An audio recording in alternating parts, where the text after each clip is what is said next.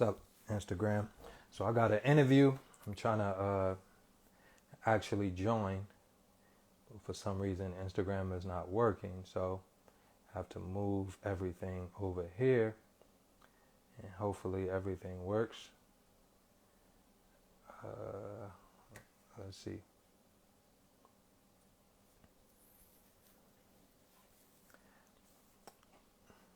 How you guys doing? How you guys doing?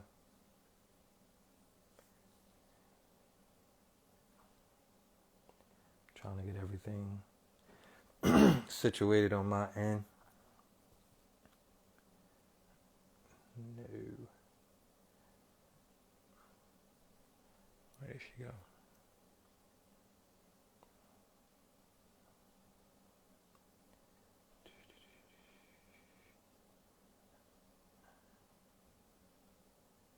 How do I gotta? All right, there you go.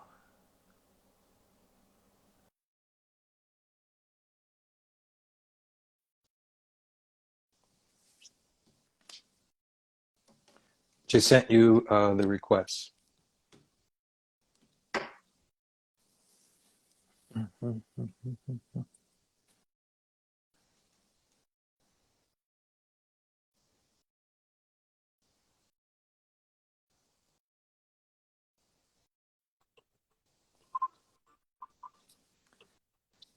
How you doing? I think you're on. I can you hear me? I I'm blurry. I could hear you. Yeah, something's wrong. I think you flipped it Oh, around. you know what? Okay. That's I'm kind of old, you guys. Don't mind my age. I'm really old in real life. You Okay, flipped there it. we go. I figured. Let's try that. I hope that it works this time. And I see some people are tuning in. Thank you guys for Yeah, coming back on. yeah. I, So I was I was I was on here yesterday with no problem, so I'm not sure yeah, exactly. I don't know. I mean, I wonder if it's on my end, but I'm wondering why it didn't give me any issues. But I don't know. We're here now, so we hope that hopefully it Okay. So the show is yours. I'm just here, and we just have to yes, do it yes, this way. yes. So Of course, of course. Okay, there we go.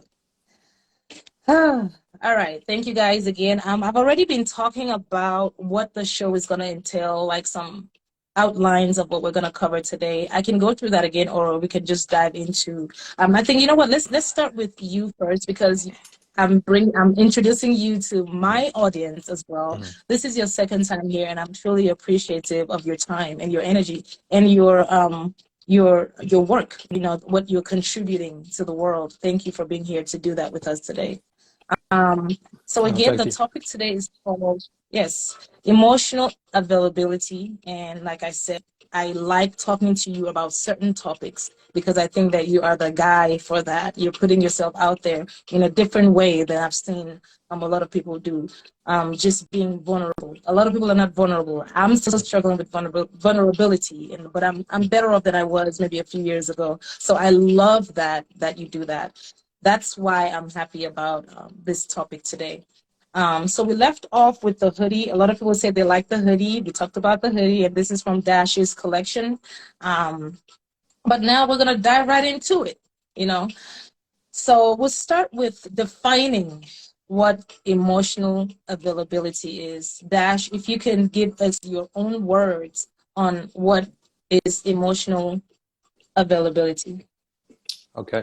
Thank you, and thank you again for having me. And like you said, we were both supposed to have the hoodie on, but I'm not home, and I forgot the hoodie. I forgot to bring it with me. Um, Yeah, I forgive and you and this time. and even with that, right? So when we see logos, when we see Nike, or whether we see the yellow McDonald M, these things resonate. Like you could be driving down the highway and your children will say, "Mom, Dad, I'm hungry.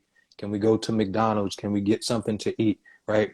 So that logo resonated a feeling and resonated a sensation. So when we share these words, that it's so very important for us to identify and to recognize, right? That was my goal. When it came Mhm. to my journey, when it came to learning the things that changed my life, and I was so grateful for, because my whole entire life, to develop emotionally. So if I can, I would just bring you guys into pieces of my story, which I talked about Yes, on your platform before, right? yes. So being a young man, having a difficult time expressing myself because of my upbringing. I wasn't allowed to connect with my emotions. I wasn't allowed to cry. I wasn't allowed to feel. I wasn't allowed, to fully articulate what was taking place inside of me. And us as growing, living, humans, to be able to express your emotions clearly, effectively, when something hurts, when something bothers you, when you feel overwhelmed, when you feel depressed, when an action or an event takes place, and you can express that event freely without the fear, without the worry, or without, shutting yourself down in a way where you don't let the emotions flow. So, where you feel confused, where you feel lost, and when you feel stuck. So being emotionally available is being able to express your emotions clearly and not pushing it off, not distracting yourself, not shutting down, but being able to express exactly where you are, Mm. and when you think about it, right? Think about anything. Like I always equate it to your check engine light, right? Think about ignoring your check engine light. Think about ignoring your children. Think about ignoring your spouse. So if I have something to say today, but um, my words are not addressed, you don't give me your time, attention, and energy, or think about when you meet someone for the first time. It's important to engage, to share conversations, to, have interaction. So now I know what you like. I know what you like to watch. I know what you like to eat. I know what you like to do. And now I become familiar with you. So it's the same thing when it comes to your emotions. When you feel something, how do you respond to it? How do you react to it? How does it make you feel? Mm. So connecting to your emotions in a way where it's positive for your growth and development, where it's positive for the person that you're in a relationship with.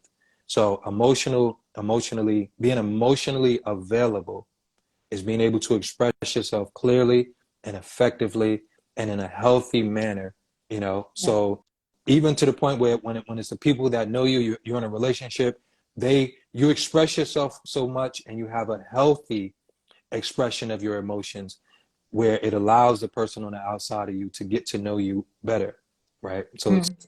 So that's how I would Okay. express that, being able, and not even for someone on the outside, but for yourself, right? So Mm-hmm. when we say anxiety, when we say depression, and when we say being overwhelmed, when we say stress, we're right. I always say your heart processes life emotionally, like you feel life through your heart, your mind, you're thinking life, right? So a lot of people process things emotionally that they're supposed to process mentally. A lot of people Mm. process things mentally that they're supposed to process emotionally. Good So point. it's so important to ask yourself, when you feel overwhelmed, let's say you go to work and you feel overwhelmed and you're feeling everything at work, it may be a valuable choice and decision to make, to say, let me stop, you know, leading at work with my heart first, because everything Mm. is not meant for you to feel. Everything is not meant for you to process I like emotionally, that. you Great know? point. Great point. So it's Have a important, lot of official agrees with that. Yeah. yeah, so it's important for you to filter that. It's important for you to filter when you're giving your heart. It's important Yeah. for you to filter when you're being open and when you're being vulnerable for certain situations. So that's what I say, for me, emotionally, being available for my emotions, learning how to express, you know, as a man, I learned how to articulate my childhood experience, because when I was a young man, I didn't have the words. I didn't have Mm. the strength to be able to articulate what I was going through. It was just Yeah. painful, right? I just felt the feelings, but I did not know how to translate them. So when you have something going, like when something is happening in your body, do you have the words for it? Mhm. That's beautiful. One of the techniques that I use in my sessions is called body tracking. And that Mm-hmm. is tracking you have a thought, or someone says something to trigger you, or not even someone, sometimes our own mind, that's, the devil and the angel is within, right? So your own mind says something that hurts your feelings or that triggers you, and then your physical body reacts to it. You can feel a knot in your stomach. You can feel some pain in your chest. So you're tracking the body and seeing what part of you is attached to that feeling. That's very powerful. So yeah, my definition of emotional availability is everything that you just said in so many words. The ability to hold sacred space for your own emotions and also for others, pretty much, is just that sacred space, holding, giving all parts of your own self. Sometimes we have parts of ourselves that we don't, we're very hard on. We don't have compassion for certain parts of ourselves. So being emotionally available, to me, I think that number one, it starts with me. Before I can be that for you, I have to understand what that means for me. So I must understand that all these parts of myself need my attention. It's the little girl, the inner child, right? All these different parts of myself need me, instead of me suppressing these parts of myself, holding space for anything within me that wants to live and speak and wants to be heard. So thank you for breaking that down for us. Before we go further, before I ask you that question, I was going to ask you about the phrase, if it's negative, I'm busy, because that's on our flyer, like the emotional availability. If it's negative, I'm busy. So I want you to tell us about, how did you coin that phrase? I don't even think that you coined it. You were just talking, really. And that's the way the universe works, right? You're just being yourself, and then one thing just, So I don't know that you coined it, but, tell us how that notion of what you were talking about in that conversation of if it's negative, I'm busy. What made you come to the, because sometimes we go through things in life and we're like, okay, you know what? I am tired of this. I can't do it anymore, right? If it's negative, I'm not coming. So I want you to tell us how you came to this phrase, if it's negative, I'm busy. Well, on that day, I think, because sometimes when I put my content together, I just shoot probably 6 to 7 clips, right? So a lot of times it's not that I'm trying to shoot long form content. I have a philosophy, right, when it comes to the internet. The internet is one big conversation. When you create content for the conversation, you become what people share, right? So it's the same way where people, like, all the time on my content, it's like, oh, I'm going through this. I feel this. This is my exact situation, because we're not living, we're like I always say, it's one world, but it's many different realities. Every mind is its own reality. And we're just going through the same cycles in different bodies, right?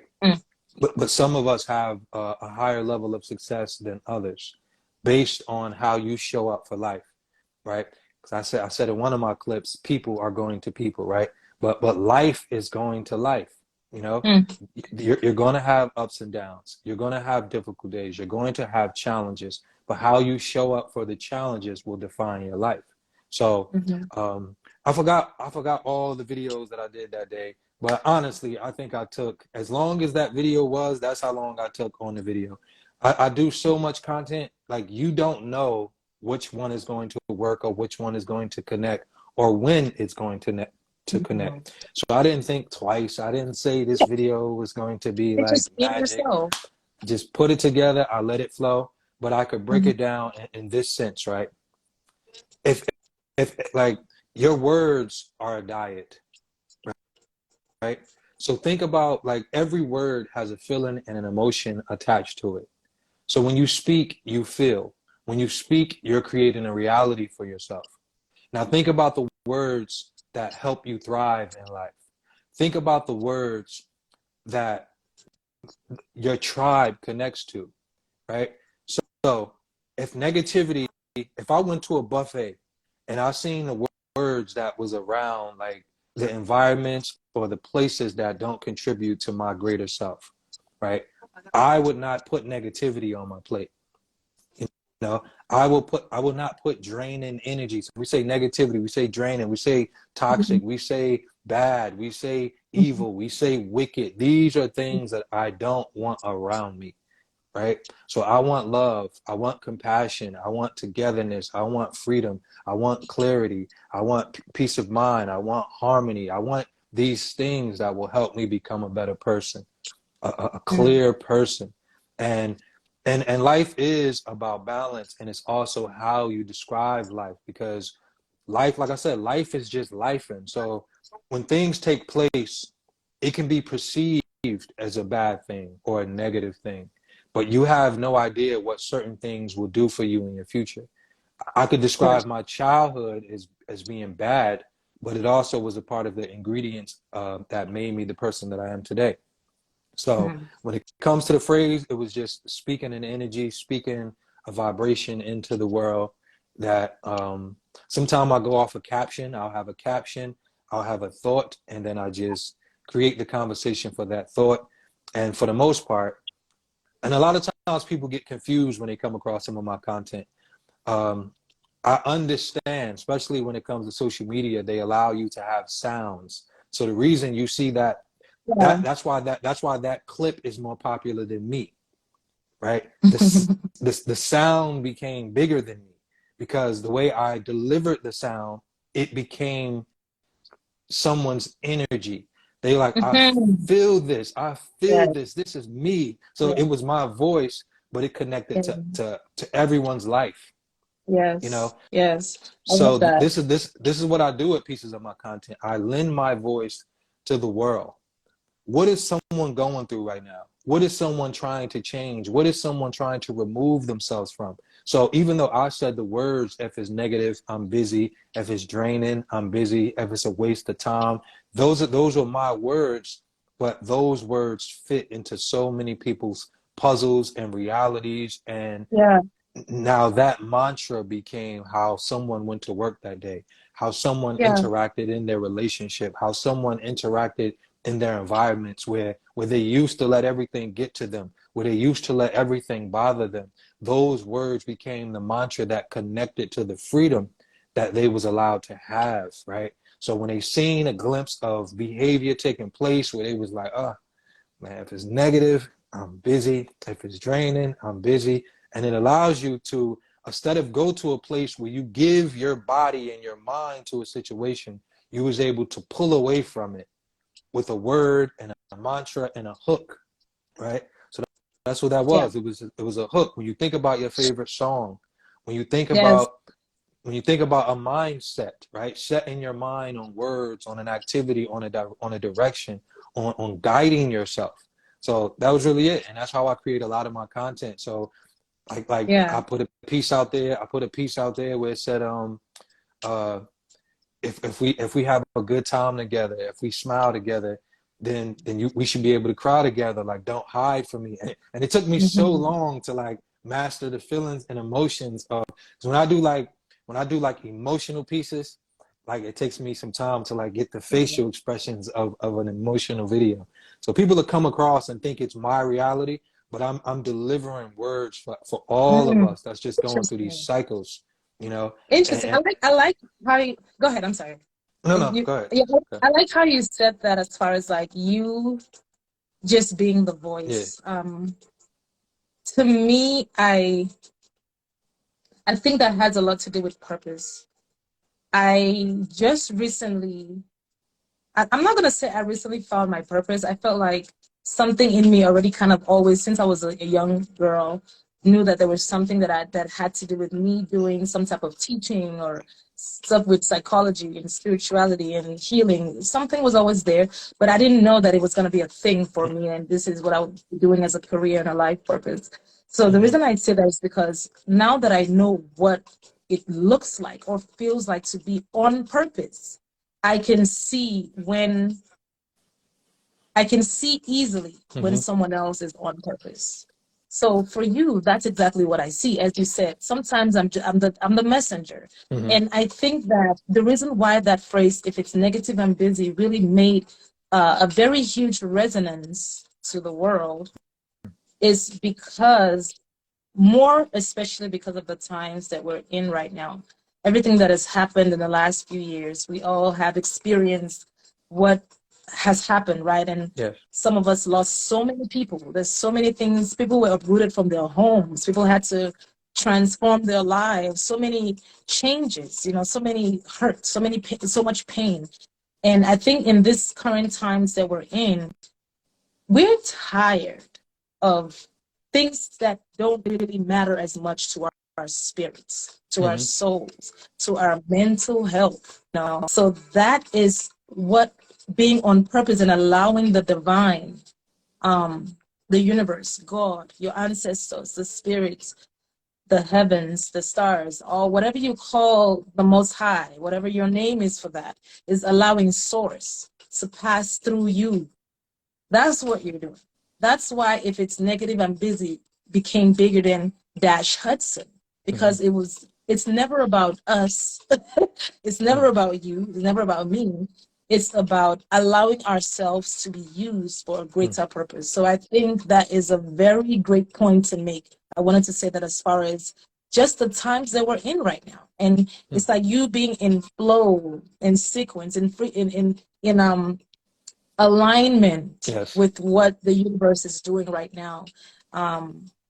If it's negative, I'm not coming. And that is me being emotionally available for myself.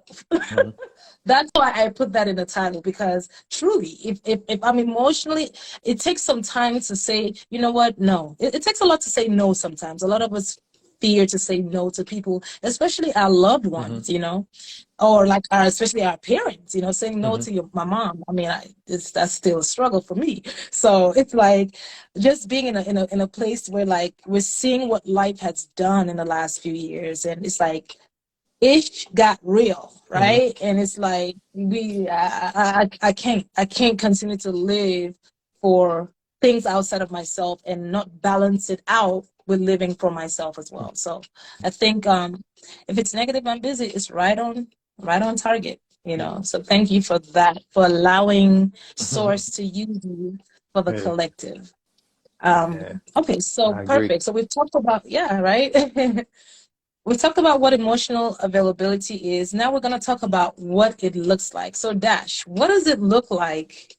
And the way with this is that, you know, we go back and forth. I'll bring up a topic and, you know, you dive into it and I'll give my 2 pieces and we'll just flow like that. That's how it works. And please, guys, feel free to comment. I see some people chiming in. Thank you guys for being here. Please join in the conversations. Leave comments, leave questions, dive in. So the next thing we're talking about is, what does it look like for someone to be emotionally available? That's beautiful. See, I like, you know, because it's like, how many words can you say, especially talking about mental health? A lot of the conversations sound the same. So I never heard that before. So I like when I can respond to something that make me have to create new words, right? Blessing. Yeah. So I would say emotionally available looks like to me being able to show up in the world as yourself, for yourself, with yourself, right? So if you feel tears, you know, you allow the tears to happen and resonate. If you feel love, right? Because there's so many times we have feelings and emotions, and yes, we do have to, well, it's like I see this comment every day, probably hundreds of times, right? Like, oh my God, wow. You know, like you're so vulnerable. And it's like, right? But think about it, right? Think about it, like children don't ever edit being vulnerable. Children are just free expressions. But the thing that takes place is that little 5-year-old, they get their feelings hurt. They get ignored, they get neglected, they get teased, they get bullied, they get pushed around. And then now they shut down their vulnerability. They say, the last time I cried, I was hurt because I showed my tears. The last time I was soft, I got taken advantage of. The last time I tried to give love, my love got rejected. So emotionally available is tapping into that part of you that says, I'm going to be this because this is me. Yes, the world may be hard. Yes, the world may not value my tears. Yes, the world may shut me down. But I am going to be me. I'm going to allow myself to connect I'm going to allow the outer world to connect to my inner world. And I'm not going to edit because of the fear of what I think the world is going to give me back. Yeah. Right. Yeah. So Powerful. if tears happen on this live, I'm going to cry. Oh Right. yes, let's I, do it. I, Let's do it. I'm not, I don't like, I will never put being cool, or I would never put being a quote unquote influencer over my mental and emotional health, right? And I Mhm. get it. I get it, right? So even look at Tyrese, right? Tyrese is my friend. Tyrese cried on the internet, I saw that. I saw that right? on your video. And you see the world made fun of him.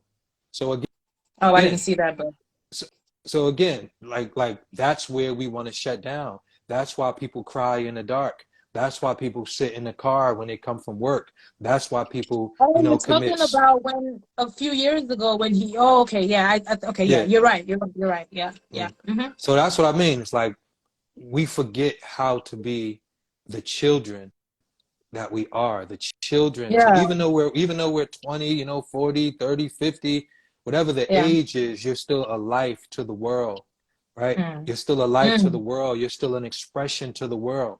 So when you Mm. shut down your expression, you're blocking yourself. You're ignoring Yeah, yourself. You're not being emotionally available for yourself. Yes, it's a time and place for everything, and you should take that right. into consideration.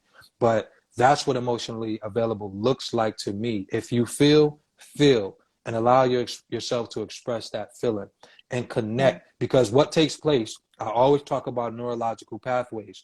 Based on your habits and your routines, your mind is programming itself based on how you show up every day. So mm. if you feel the feeling and the signal of crying, but you consistently shut yourself down, your mind is programming itself to shut Yeah. down every time you cry, because Mm-hmm. it's used to you not dealing with your feelings. It's used to Yeah. you keeping your inner world inside. It's used to you looking at being emotional like it's negative and Yeah. not expressing yourself.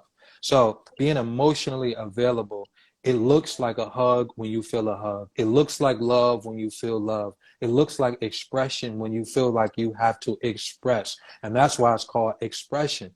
But if you shut down your expression, that's when you get depression, right? Yeah. Because Mm. you're decompressed, and all of Yeah. that pressure, and that's where the anxiety comes from. The anxiety comes Mm-hmm. from your body wants to give, your body wants to Mm-hmm. feel, your body wants to connect, your body wants to flow, but you're killing the flow because you're afraid what the world is going to think. Your Yes. husband That's told a you, good one. your husband or your wife didn't validate or didn't help you or create a healthy space for you to feel, your parents, your environment, right? So as young men, I always talk about that. I talk about, whenever I felt like crying, my mother used to beat me until I stopped crying. My mother, my neighborhood, you acting like a punk, you acting soft, you acting like a little girl, right? These are the comments. This is the feedback that taught me. I was taught to be emotionally Yeah. unavailable. I was Yeah. We're going to talk about programmed how it into was be. formed. That's Yeah. perfect.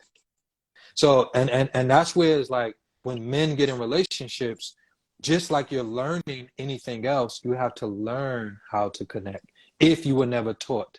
So that is actually a space in your life that you need the time and space to learn how to engage with your feelings. So that's what not only men but people. So emotionally Yes. available, being available mentally, physically, in every aspect of your being. Do you know how to respond to your emotions? If you feel the signal of tears and you're just numb, that means you disconnected that signal to allow your tears to flow to the point where your mind and your tears shut themselves off.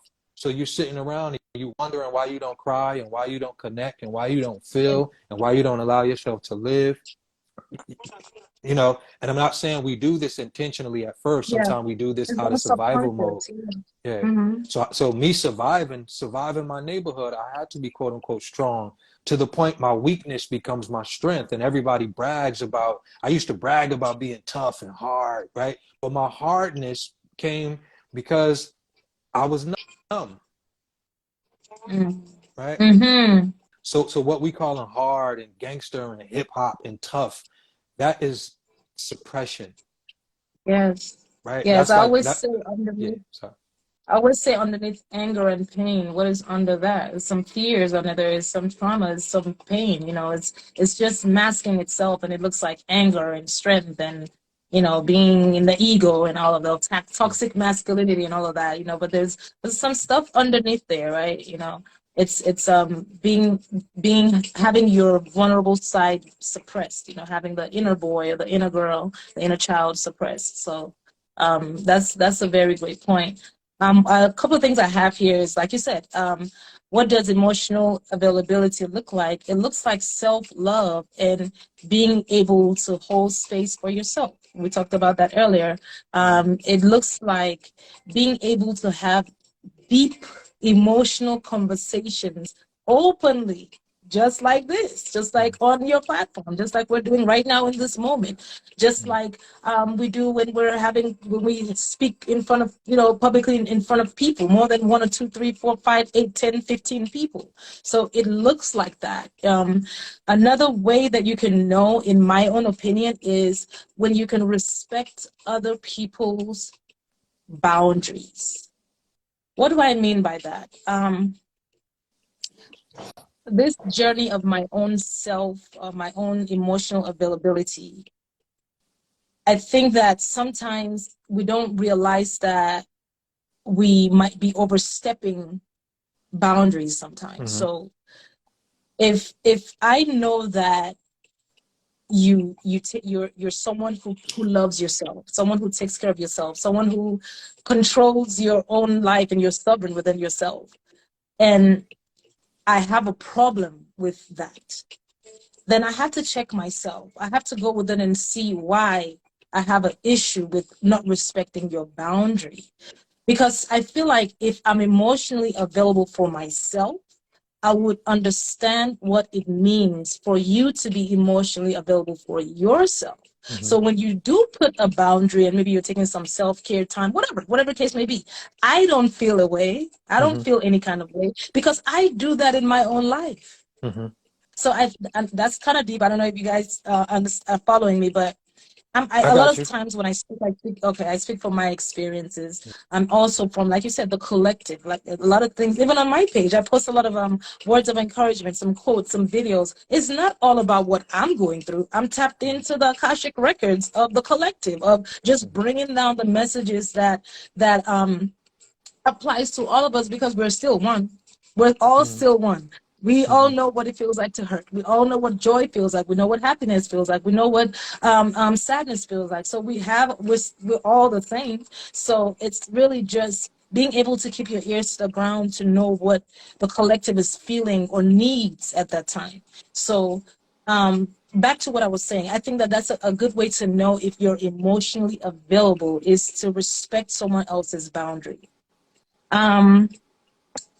Let's take some few questions here, because I saw some stuff before we go to the next thing. That way, we're making this interactive. That way you guys are part of the conversation and we're not just talking. Oh goodness. No problem. And for all of you guys who's watching, I'm doing an interview. So even though we're on my live, it wasn't working. So we had to bring the conversation over here. So can you plug Yeah. your show in real quick and let them know everything that you do in your Oh yeah. platform? Sure. My name is Loretta Ita, and I'm a spiritual life coach. My company is called Divination Life Coaching.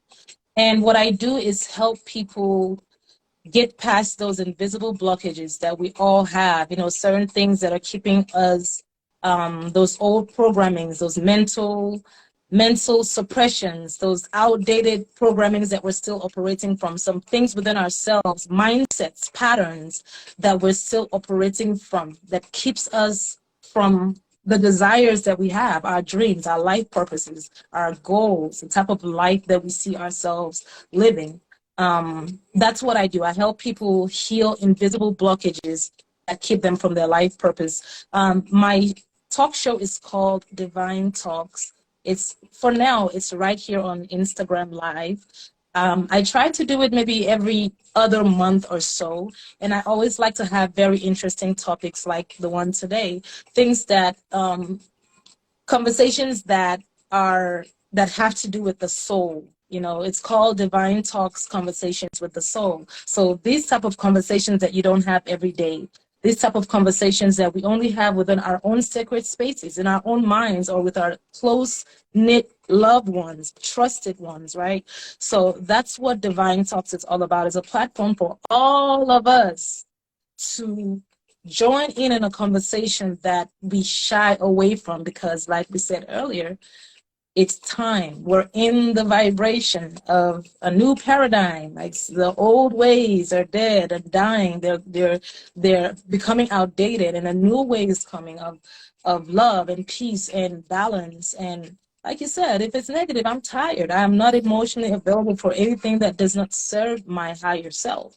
So that's the essence of Divine Talks. It's a platform to converse with the soul. Thank you. Thank you for allowing me to share that with your people. No, no problem.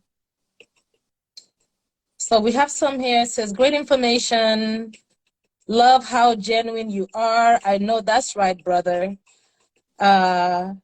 Yes, I love that. Mary Jane says, vulnerability is okay and so important. Yes, and it's time. It's time. We've seen now in the world how not being vulnerable doesn't serve us. It doesn't even serve us in relationships. We might be wondering why we're moving from relationship to relationship. Maybe your partner is not getting a side of you that they need. You know, they're not seeing you in your full potential, in your heart, in your sacred space, in the traumas that you've gone through from childhood. You're not exposing yourself. You're not sharing your sacred space with your partner. And that's important for relationships. So yes, vulnerability is okay and important. So In look, different aspects, not just in relationships. can I touch on that? Yes, please, while I go Okay. to the next thing. So this part is for men, right? Because, I do talk and have conversations, sometime my one-on-one session, sometime in the inbox. So I'll share this for men, right? And I'll Yes. share this from my personal journey. Sometime as a man, right? You'll enter relationships, and every aspect of the relationship is beneficial, and you connect. So let's say you connect mentally, right? Let's say you connect physically, and you're not a bad person. But like I say, when it comes to a lot of us as men, it's important to have the conversation, to ask yourself first, when is the last time you cried, right? When is the last time you cried, and not only with yourself, but when is the last time you cried and you shared emotions in front of the people you love, right? When is the last time that you expressed yourself out loud? When was the last time you were vulnerable? When was the last time you asked someone for help? When was the last time you shared your fears or the things that you were worried about? Okay. So the reason I want you to hold those questions, write them down, think about them. And because I get this a lot, right? Sometimes it's like, okay, my wife don't care. She's never there for me. She don't create a safe space. She's never there to support me emotionally, right? She can't support you for emotions that she don't know that you have, right? How can you support a brick wall? So if she only see you tough or angry or mad or frustrated or expressing yourself out of anger because you don't know how to express yourself in a vulnerable way. And yes, right, I understand as men that we go through cycles and we go through situations where we grow up in environments where we're not allowed to express ourselves. We're not allowed to be vulnerable. So we have to be tough in certain environments, especially sports. You hurt your leg, you fall, they tell you get up, right? You cry, and even as young men, and I told her, that was a conversation between boys. You a punk, you weak, you soft, you acting like a little girl, right? We teased one another with those quotes and conversations. But as a man, as a father, as a husband, it is important for you to speak and connect to your heart and connect to your emotions and show your emotions. Speak up. That's the only way someone can support you. Your wife can't guess the way you feel. Your children can't guess, right? So if you only cry in the car, if you only cry on your way to work, if you only break down and hide yourself, but no one knows what you're going through, right? Don't be afraid to open up. It may be difficult, It may be heavy, but you have to welcome that side of you.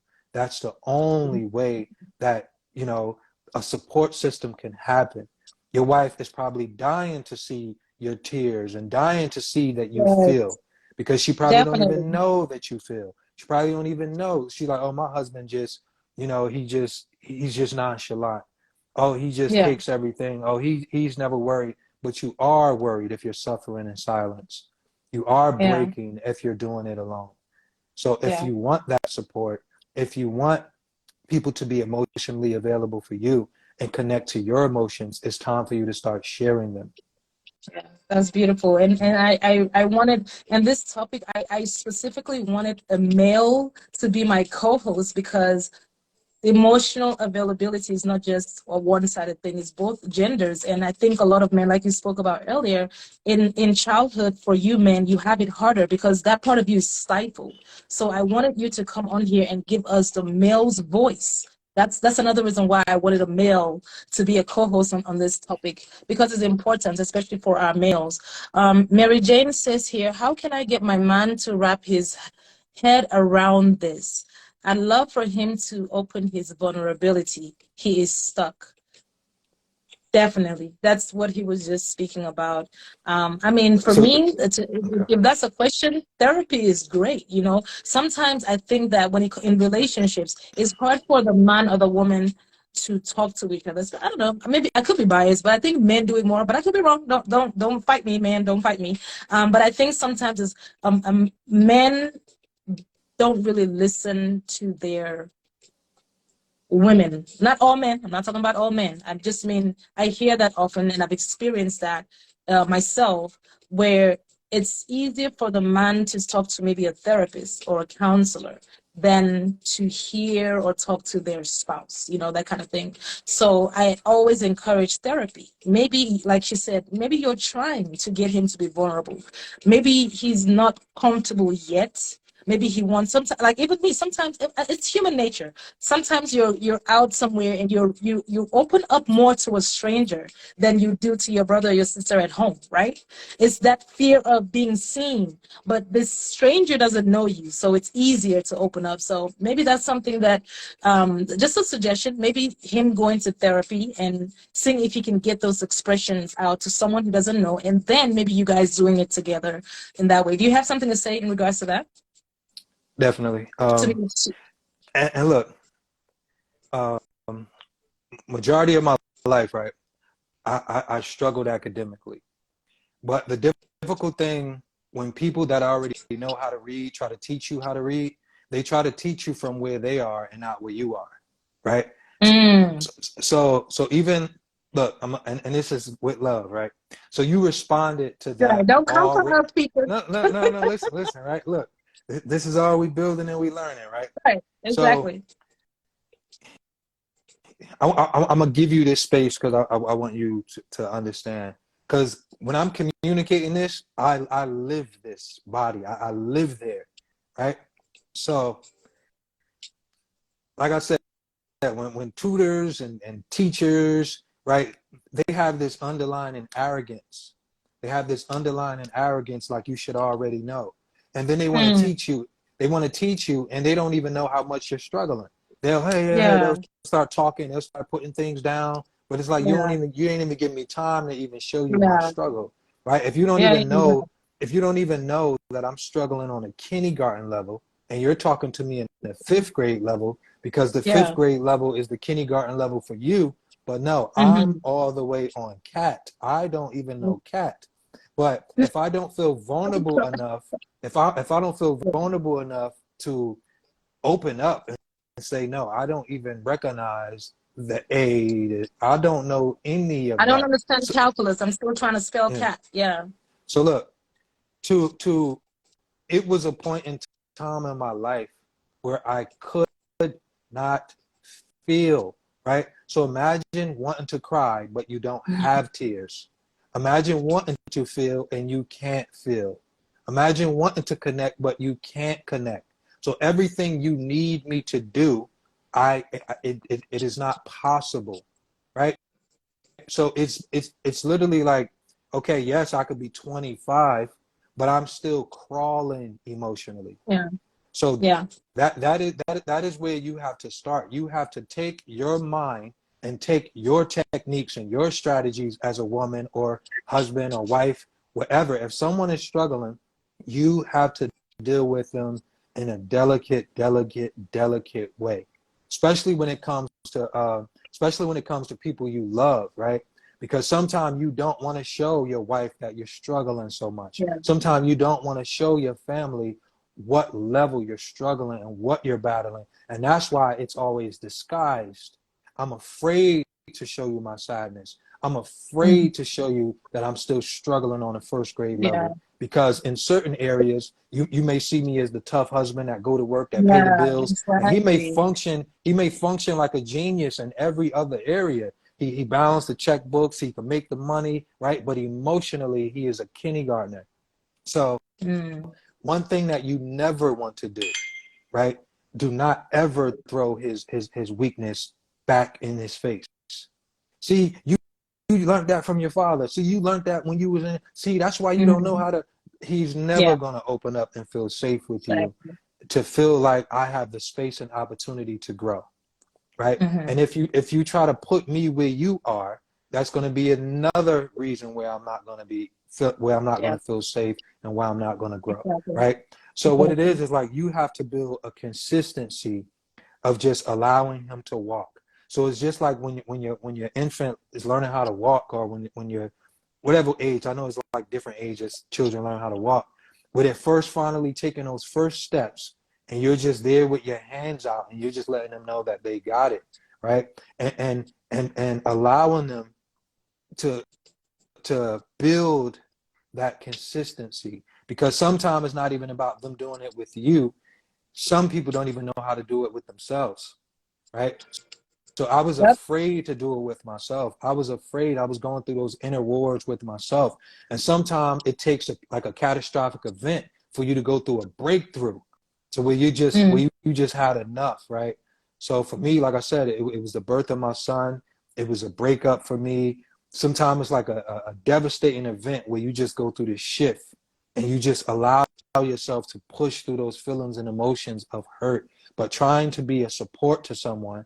And I'm not saying that this is anyone's job. I'm not saying that you have to be a therapist, right? So even having those conversations, instead of like before you insist therapy, understanding like what is his point of view and perspective on therapy, right? Because some people are triggered just by that conversation. So it's not so easy as just go to therapy. So for me and my journey, therapy triggered me into feeling like, because my earliest interactions with therapists was when I was in a crazy hospital. So I literally used to be behind the glass, and the ladies used to just be there with their clipboard writing, and it's like that always made me feel remedial, handicapped, and I always fought to quote unquote be normal, you know. So you want to Thank you know, for sharing that. how your husband, how does your husband hear therapy? What Makes sense. because I said this in one of my videos. Like, some people use therapy as a punishment, right? As soon as the breakup comes, or as soon as it's difficult, or as soon as the struggles come, see, that's why you need to go to therapy. See, you need to go to therapy. Therapy is maintenance of the mind and the heart. Therapy should always be spoken in high regards, right? I love you, and I want to build this connection stronger, and I want you to find the support, right? So even don't use help, like support. I want you to find the support. I want you to find the strength and be able to have healthy conversations. So also like suggest that you go together, right? If you don't feel comfortable, I'll go with you, just to be your support and just to make sure you're okay, right? And you want to support the vulnerability. So it's not about giving your feedback all the time. It's not about trying to give him a destination and tell him what he should do and you need to do and you should do. Allow him to give you one step and encourage that step, and give him the motivation and give him the words, and let him know that you are safe with me, right? Because I like that. the minute that he feels like he's being made fun of, especially if he's quote unquote prideful, but the pride is just a mechanism to like substitute the fear, you know. Mm-hmm. So just a passionate, soft, and like I Yeah, get it. I get it where they say, "Hey, I'm not here to be your therapist, or I'm not here to be your mother." Right? It's going to take some motherly love to nurture the definitely, vulnerability, the definitely, vulnerable space of him definitely. learning that area of himself. Yeah, and I thank you for that. That was beautifully said, and you're right. I didn't even think deeply as far as how the word therapy could be a trigger for some people. I definitely would agree with you as far as even when I suggest therapy or counseling or anything like that, it's all in love. It's not like, okay, yeah, I can't be here for you. I'm not your mom. Go talk to someone else. Mm. I say that for in situations where, okay, maybe you've tried different things, and and you're suggesting in love to say, okay, would you like to talk to someone? Or like you said, I'll be your support system to go with you if you need me, or you can go to the first one. And if you need me, I'm here. That kind of thing. Another thing I wanted to mention is us women, we have a lot of strengths. We're very, we're nurturing. We're very, very powerful when it comes to the emotional realm. That's our thing. That's where we But come from. look, So it's not like that's not a women man thing. That it's, when we talk about like this generation, it's all about the programming. So for me now, I am a father that's emotionally available, nurturing, caring, loving. I raised my son by myself, so that's not a woman man thing. It's well, because it's of not. it's It's because not. of You're right. the programming of this is how we're programming generations. I get So that. I get that. it's a human thing, but we It's have a failed human to the thing, but programs. it's a human thing, but women are naturally predispositioned to think about having a child, right? There's a certain nurture that we're naturally predispositioned that's within us. This has nothing to do with if women are better nurturers than men, and nothing like that. I'm talking about like now biology or just the way it is. I'm not saying men are not nurturing and don't have that within them for children. I'm just using an example. There are inherent difference between men and women. You see what I'm saying? I understand the But perspectives. maybe I can change my phrase and how I said it. But I'm hopefully you guys understand what I'm saying as far as emotions. We're more in our emotions, programming or not. We're more in our emotions than men. Let's say that in Mm. reality, even maybe from the programming. I'm just making a fact. I'm setting a fact, right? Where we deal more in the emotional side, and men have been programmed, and also it's also in their natural predisposition not to be as from women. I mean, testosterone and estrogen. Let's be chemically educated here, right? There's some level that the estrogen produces and the testosterone doesn't. And the reason I say that, I was trying to make a point, is that because women have this innate, we all do, men and women have an innate ability. Of course, emotion is a human thing. Women are part of our, I don't want to use role or place because I don't want to trigger anyone with those words, but I think the divine has naturally made us to be this for the masculine. So something that you can try with the lady that made that comment. Sometimes if you feel like your partner is in a space of despair or they're going through some things and they're not trying to open up to you, sometimes no words is perfect. If you see him doing maybe just laying in the bed or just doing something, sometimes maybe just going to sit there by him and saying absolutely nothing and just being with him. If he's laying down, maybe just laying next to him and saying absolutely nothing. Maybe telling him some nice jazz, some soothing music, something peaceful, make him something nice and just be. You don't have to say anything. And you don't understand that is a language in itself. And that speaks volumes to that person, because now you're teaching them, or subconsciously you're teaching them that you're here for them without even speaking. That, I think, I don't know, maybe you can comment on that. I think that's powerful for a man to know that, yes, this person is here for me. Another thing you can do is also be vulnerable with him. Sometimes people are not vulnerable with you because they don't see you being vulnerable with them. I've learned that in my own life. And since I started doing that, I like to test things out. Like I feel, and I'm like, let me test it out and see this thing, so I tested that out in my relationships, to be open. I started talking about things in my childhood that I didn't even share with some of my friends, and I think Mm. that it helped my partner open up in ways that he did open up before, but because I took the first role of being the scapegoat and then showing and being vulnerable, it helped him to open up as well. So that's just something that you can think about as well. Miss Qualified says, I think one has to be open to change, to embark on this journey to become emotionally vulnerable. Of course, you know, like Dash was saying, we're programmed not to be. Imagine a little boy that wants to cry because something hurts him, and his caregivers are saying, no, stop it. Boys don't cry. We're stifled. You know, boys are stifled more than girls when it comes to that, because society says a man should not be emotional, or shouldn't show their softer sides, or shouldn't show their vulnerable nature.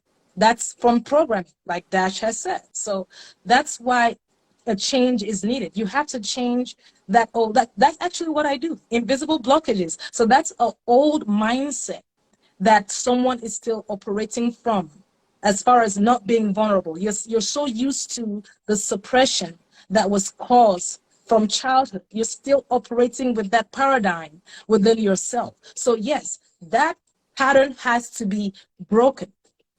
That pattern has to be, it has to die. That part of yourself has to die, and that's where change is.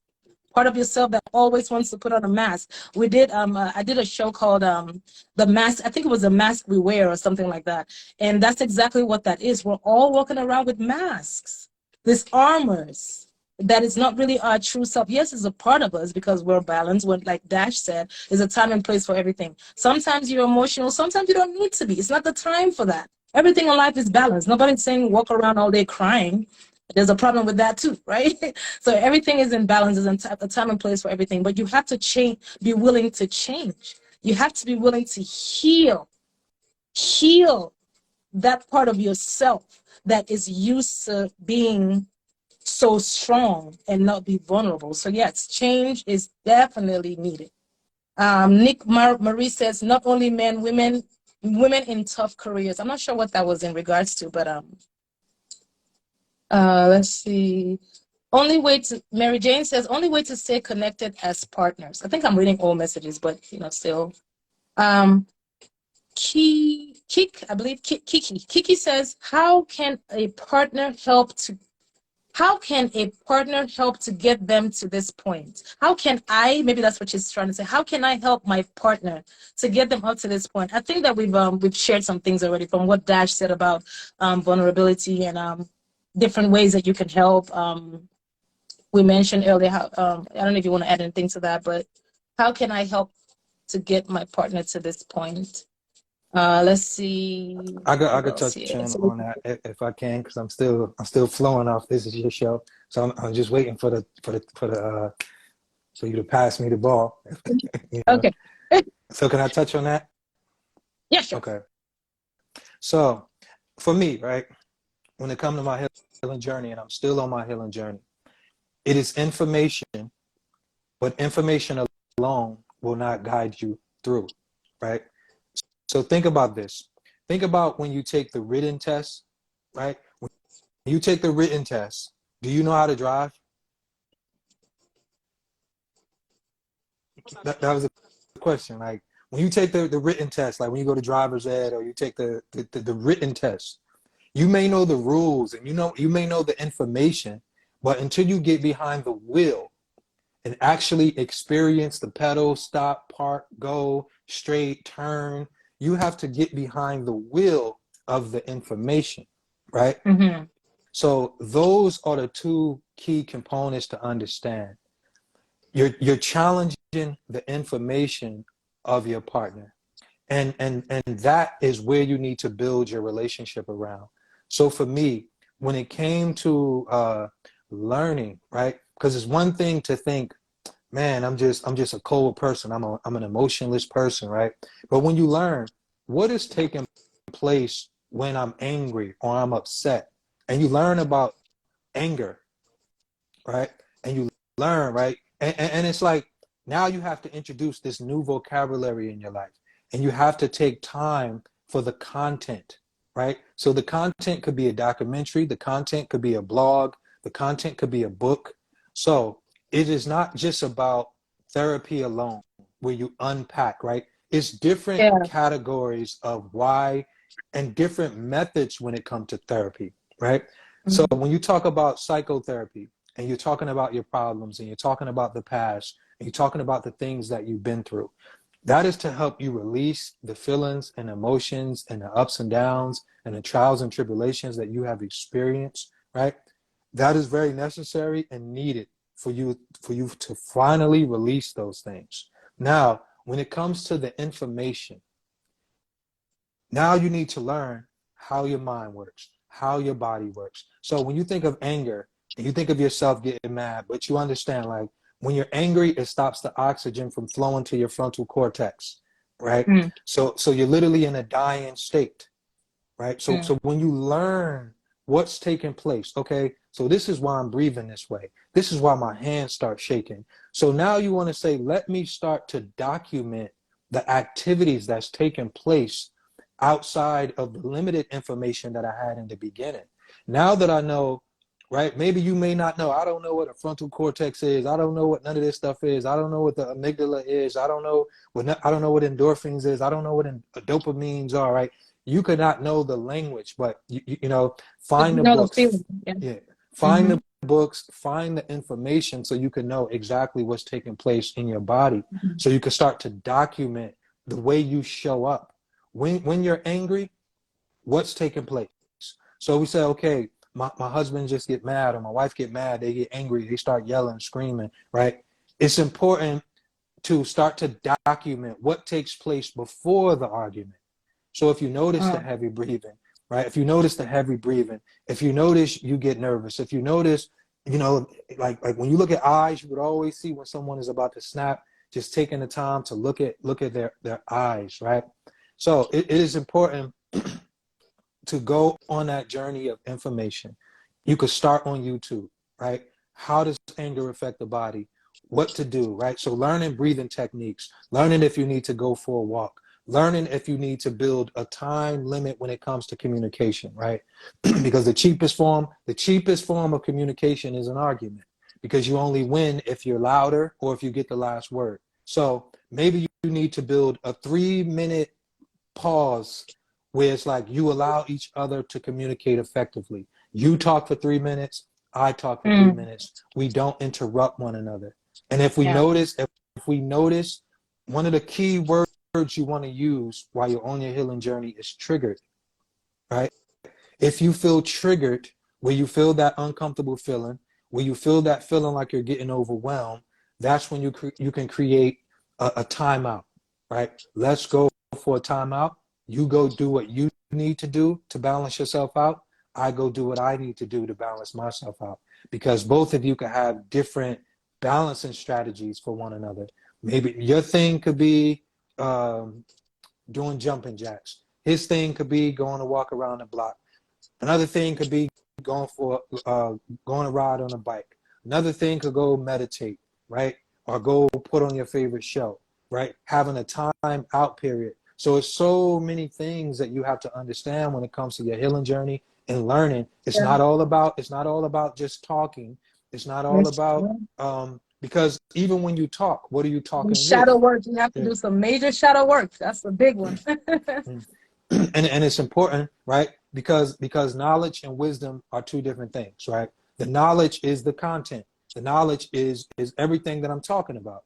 And then the wisdom is when you actually study the information to the point where it actually benefits your life. So now the knowledge shows up in a way where you can sit back and be like, see, remember when we used to argue? But now you have the information where you can graduate from those moments where you used to decline with one another. So it's learning the way to connect and to be supportive. It's learning the proper information. So instead of him assuming what therapy is for, right, go on a journey to learn the root of therapy, to learn why therapy exists. You know, go on the route to have those conversations, you know, to learn about the mind, to learn about anger issues, to learn about, you know, teach the words of emotionally available, you know, being expressive, effective communication. Bring these words into your relationship so you're not the only one. So you're not the only one that understands it. So now when you guys share this information, you're sharing it in love. And don't wait for the argument to happen. Don't wait for the breakup. Don't wait because a lot of people, like I say, people use therapy as a punishment. You're waiting for the decline to try to work on yourself, and you cannot work on yourself in the middle of in the middle of the breakdown. You have to introduce therapy as love, right? Instead of going on a date, if you guys just go to the movies and go out to eat, you know, picnic, get a blanket, you know, make some sandwiches, you know, get the book, get the tablet, and start to develop the vocabulary and the mindset and go on this healing journey to acquire the proper information. So now it won't continue to be this consistent bump from a lack of understanding. Because if I don't understand, then I don't know. And the pride and it comes. causes resistance. Yeah. Huh? It causes resistance. I'm following you. Yeah. So the resistance is going to be, I don't know. You're going to get the pride. You're going to get the anger. You're going to get, right? So it has to be love, you know? Yeah. Teach it in love. Like, get audiobooks.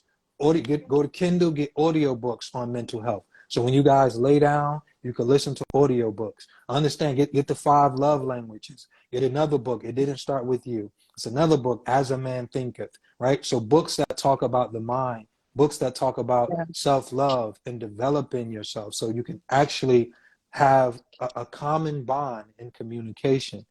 So it's just like, imagine if I'm sitting here and I'm talking about NFTs. You know about NFTs? Okay. So you know about NFTs? Yeah, a little bit. Okay. So you know about NBA 2K? I've heard of that phrase or the name. but you see, if I start talking about this stuff, you ain't gonna know what I'm talking about. Right? But if I bring you if you into go my in depth, world, I don't know, because I don't know much about it at all. I just but know a little look, bit about it. But look, if we're in a relationship and I go, hey baby, let's go take a whole month. I want to teach you about NBA 2K.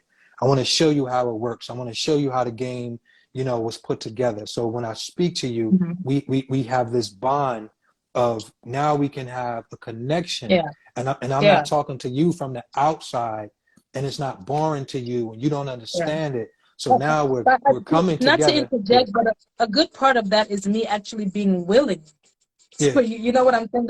That's another part of it. I just had to say that because we're having a very open and real conversation. That matters too. Your partner being willing to listen to you, or even wanting to go on that journey, because sometimes you don't find that, where the other person is receptive, you know, to you wanting to learn about NFTs and NBA 2K. So but it definitely another thing, like, you have to be creative, right? Yeah. Like for me, for my son, right? My son was struggling as well. And my son was a big trigger for me, right? Because I didn't know how to read until I was 18, 19 years old. My son was struggling in 3rd grade. He was still writing his letters backwards, right? So I did this wild, crazy thing. And I decided to homeschool my son. I was completely out of my mind, right? In the moment, my family thought I was crazy. And this was before the pandemic. This was like 2011. This was years ago, right? One thing I knew I had was the love and commitment and dedication to teach my son, right? So that first year, my son went from not knowing how to read. His 4th grade year, he was reading on a 7th grade level when that year was over, right?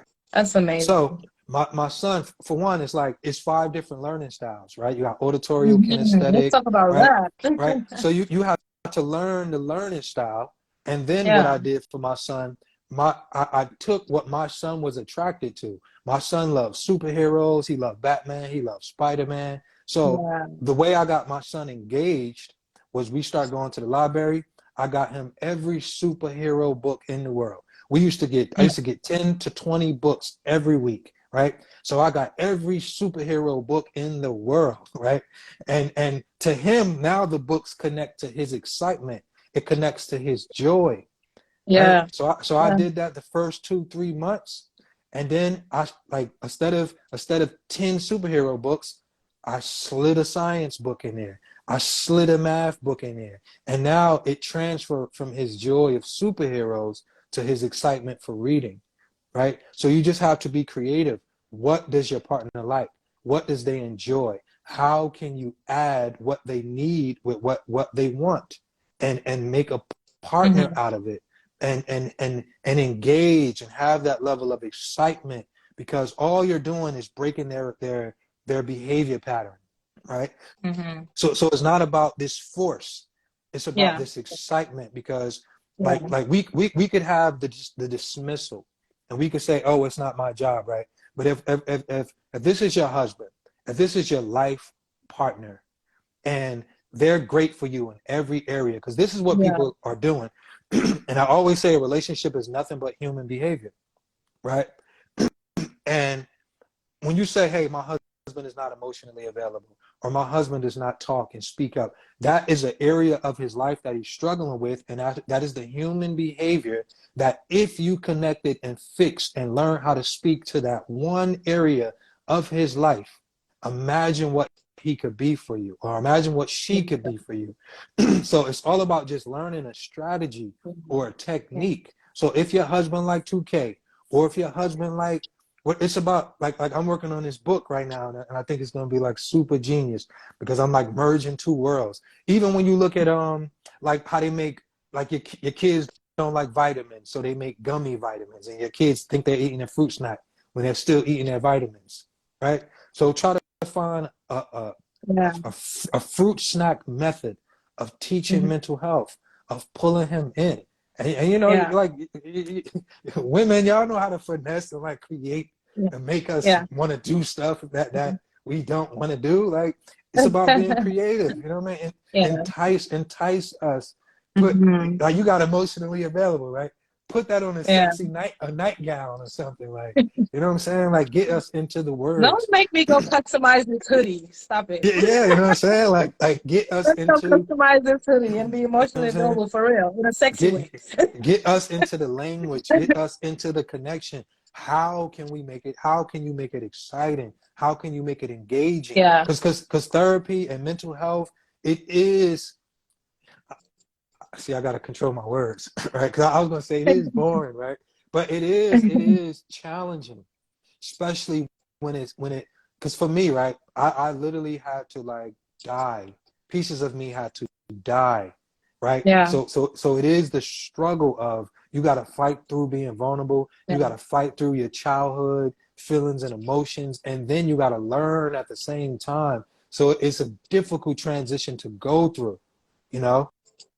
It Um, is. It is. so it's just about engaging and finding. If your husband don't want to read books, try audiobooks. If you don't want to do audiobooks, that's why, like, when I do my content, it seems like I'm talking about relationships, but that is just the vitamin philosophy. I'm talking about mental health, but people click on relationship content Yeah. faster. You know what I'm You know saying? how that goes. Yeah. So, Yeah. but No, I'm definitely. still talking about the mind, the heart, Yeah. connection, vibration, thoughts, Exactly. self-love, guidance. Yes. And it's You like, are. thinks, really sit down, go home, take time. How can you merge, your husband's, whether he like going fishing, whether he like football, make a trade. Go sit down with your husband, watch football with him, catch him off guard. Go watch Yep. football. He gonna look at you like you crazy. What you doing here? And make a trade. Yes. I get to It's know like you're about your teaching world. him this new self. It's like you're teaching Yeah. him you're teaching him a new part of you, or a new experience. It's a new experience, and that's beautiful. That's very And a beautiful. and a bond, like, because at the Yeah. end of the day, you're working on a bond. And if you give to a bond, right? Because your husband may have his man cave or his area where he know you're not going to come because you're not Mm-hmm. interested in football and you hate the Mm-hmm. stuff that he listened to. You Yeah. know, choose to engage in the things that he find Yes. exciting, so you can learn how Mm-hmm. to communicate to him in a new way. Yes. Beautiful. Very beautiful. Thank you for sharing You're that. welcome. That's amazing. Art loves me, I think, says, yes, I love that both the divine feminine and the divine masculine are present here. Yes, yes. Mary Jane says he won't do therapy. He's stubborn and stuck. No, um, he's afraid, right? Stubborn is yeah. his Back to that stubborn word you is said, trigger. Maybe yeah, that word makes him feel away. Maybe yeah. of his ideas of what therapy is. So you're only going to see, like, you'll see the pride and you'll see the stubbornness. That's only a substitution for the fear. So that's what that is, like, because that's what I was like. My fear made Mm. my Fear. fear made my ego pop up, and my arrogance and the anger but it was because I was afraid to deal with and address my emotional space. Excuse me. So even that, like Definitely. we have to learn like those mechanisms, and we have to. You good? Yeah, I don't know where that came from. Like we have to Yeah. learn those mechanisms, and we have to learn the language of, and we have to learn, like, because when you like being emotionally available, right? So you understand that your husband is struggling and he's having a difficult time, and if he don't have the words, then you're not going to get the proper words from him. But it's also important for you to find the words, and Mm. outside of stubborn, right? And learn how to look and learn how to see his breakdown, Yeah. and have empathy for that breakdown. Because Mm-hmm. replace husband with son, replace husband with brother. Sometimes we have this block because we're in a romantic relationship. But Hey, oh, that's so if beautiful. your brother Yes, great was point. struggling, if your brother was Yeah, struggling or your son was struggling, we wouldn't just call it, and we wouldn't be as numb or yeah. as cold, you know.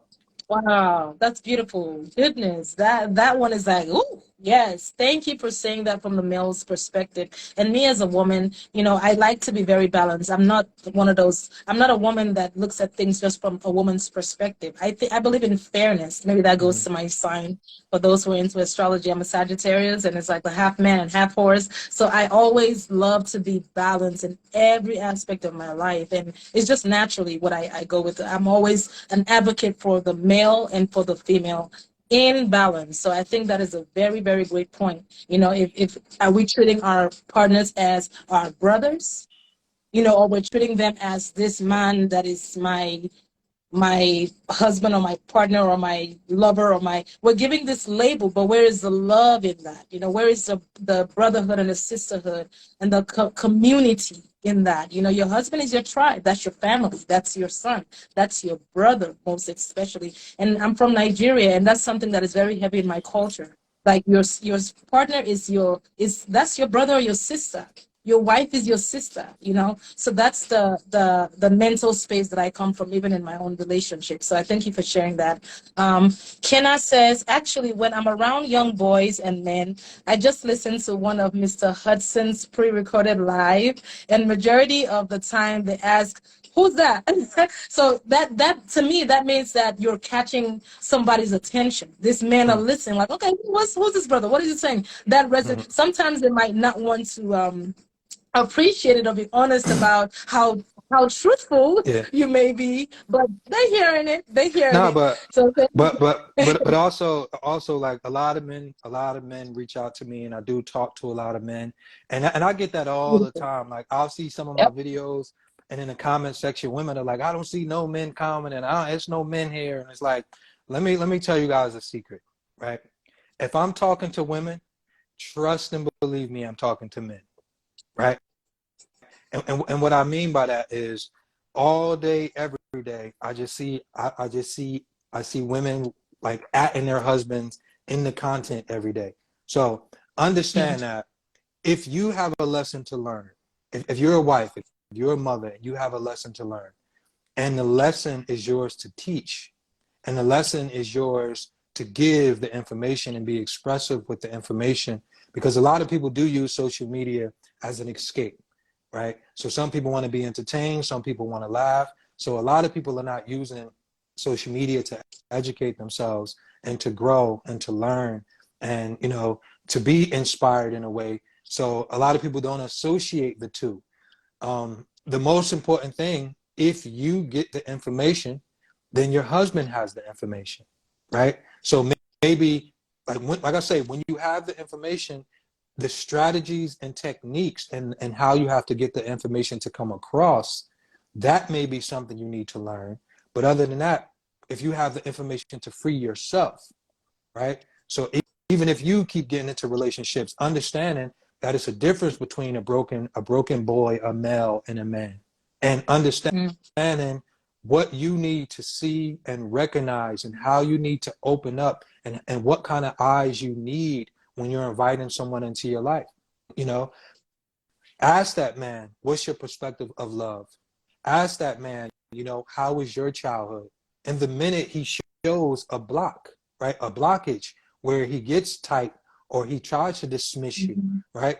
And if you need someone that's emotionally available, you want to hear that man be able to express himself in a way where he can clearly express himself in a healthy, loving way without getting triggered, without dismissing you, without changing the subject, without, Yeah. making you feel small because you brought up that Yeah. topic. It's important for you to do these things. So Yeah. the information is for you. It's important Yeah. for Yeah. you to understand. It's important for you to put these questions on the table. It's important for you to understand what it means to date, right? Dating is allowing yourself to share enough time and space with someone so you can observe them in every area of their life, right? I love the way So you put that. so when it comes to me, right, the little boy, the male, the man. The man is fully developed, fully aware, fully equipped, in tune. I'm emotionally available, loving, caring, respectful, loyal, honest, compassionate, and I learned and I developed these things within myself. Yes, it was many things that took place that helped me figure these things out in my journey, but these are the things that you want to equip yourself with. If you continue to enter relationships where these are your struggles over and over and over again, it's important for you to know the signs of a man that's not emotionally available, to know the signs of a man that has a different perspective or interpretation of what love is. Just because someone loves you don't mean they love you with the perspective that you love, you know? So it takes time, right? It takes time to, not only be connected to someone, but connected in a healthy way. Because Okay. it is not your job to be his therapy. It is not your job to do the work for him because you can't do the work for him. All you can do is be a support system. And it may take time. You may have to every time you engage, it will teach you something new. Right? So if you try to engage one way and it don't work, okay, pull back, document, do some research. Okay, I tried to just ask him about therapy. He rejected. Okay, maybe a life coach, right? Okay, no, with a life coach, okay, maybe someone that advocates, right? So I advocate for mental health. I'm not the regular, even though I counsel therapists as well, and this journey happened. This wasn't something that I was looking to do, wanting to do, but some of the same work that I did with myself is some of the same work that millions and thousands of other men need in the world. Because Yes. it's Definitely. all growth and development, Yes. you know. Yes. Healing. That's perfect. It goes right back into, goes back, sorry, not goes back, goes into our next topic, examples of unavailability. So what does it look like for a man or a woman to be emotionally unavailable? What does that look like? I'll share some things that I wrote down as well, but you can go if you like. I'd like you to go first because I went first with Wanna pretty go much first? everything. So Okay. the So pleasure is yours. I love to hear what you got. yeah, some of the things that I have, and what I have under emotional unavailability, you talked about that briefly. What is underneath that? One word, fear. I think a lot of that is derived from fear. Fear, we all have our own different types of fear. So whatever your fear is your fear. But a lot of times people are emotionally unavailable because of a deeper reason underneath that. And it's some fears underneath that. What I have here is, what does it look like what does it look like? What does someone who is emotionally unavailable look like? If you're choosing partners, places, and things that are unavailable. You talked about that in so many words. That's a big sign. If I'm choosing something that, the law of attraction, we can talk about that. If I'm choosing something that's emotionally unavailable, I need to look at parts of myself. Maybe there's something there. Sometimes it's not always that, how they say, it's because of your healing light, you attract everybody, and it's because of your healing light, and maybe they needed your healing light. Sometimes you're not attracting, you're attracting everyone, right? It's not about, because of this or because of that, and because you have these things within yourself, because you're toxic, you're attracting a toxic person.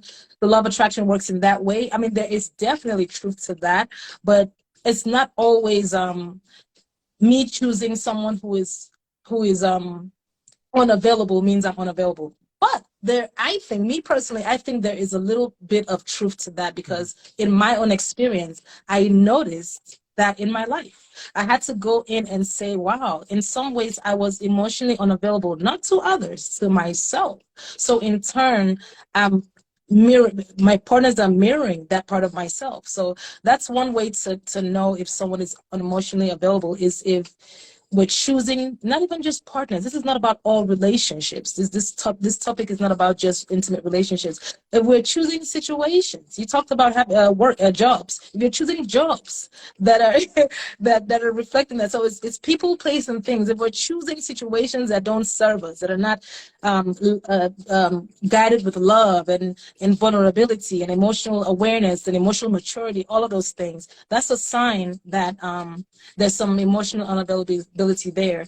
The next thing I have is if I find myself bottling up my feelings, lack of self-compassion, that's another way to know that I am emotionally unavailable to my own self, right? Bottling up your feelings, not expressing when someone has hurt you. You know, you're keeping all that in. Another thing I have here is self-sabotage. Not only self-sabotage, even sabotaging your relationships with your friends, with your families, in your romantic relationships as well. That's another form of being unavailable. You're sabotaging it because you don't want to get into those emotions, right? Into those stories that only you know, those secrets, the traumatic things that happen that you're not yet comfortable being open and vulnerable about. Creating issues to avoid intimacy. These are ways that you can know that you're unavailable. Yeah, so those are some of the things that I have as far as being emotional and unavailable. I'll share a little bit about my story. So the way that I realized that was from my childhood. The way that I was raised as a young girl, I was born and raised in Nigeria, and I don't think I was even 7 years old when I was sent to boarding school, my brother and I. So that was really our history. Our background is boarding school. Now, don't get me wrong. In Nigeria, boarding school is not looked on upon as like a bad thing. It's kind of like part of the culture, right? It's like a lot of people go to boarding school because my mom was in politics and a businesswoman, very busy.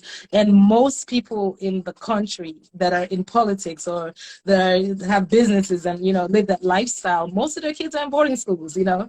So, and they're private schools. They're well taken care of, well groomed. It's nothing crazy. You know, I was blessed enough to go to private boarding schools that were very I learned a lot from that experience. But if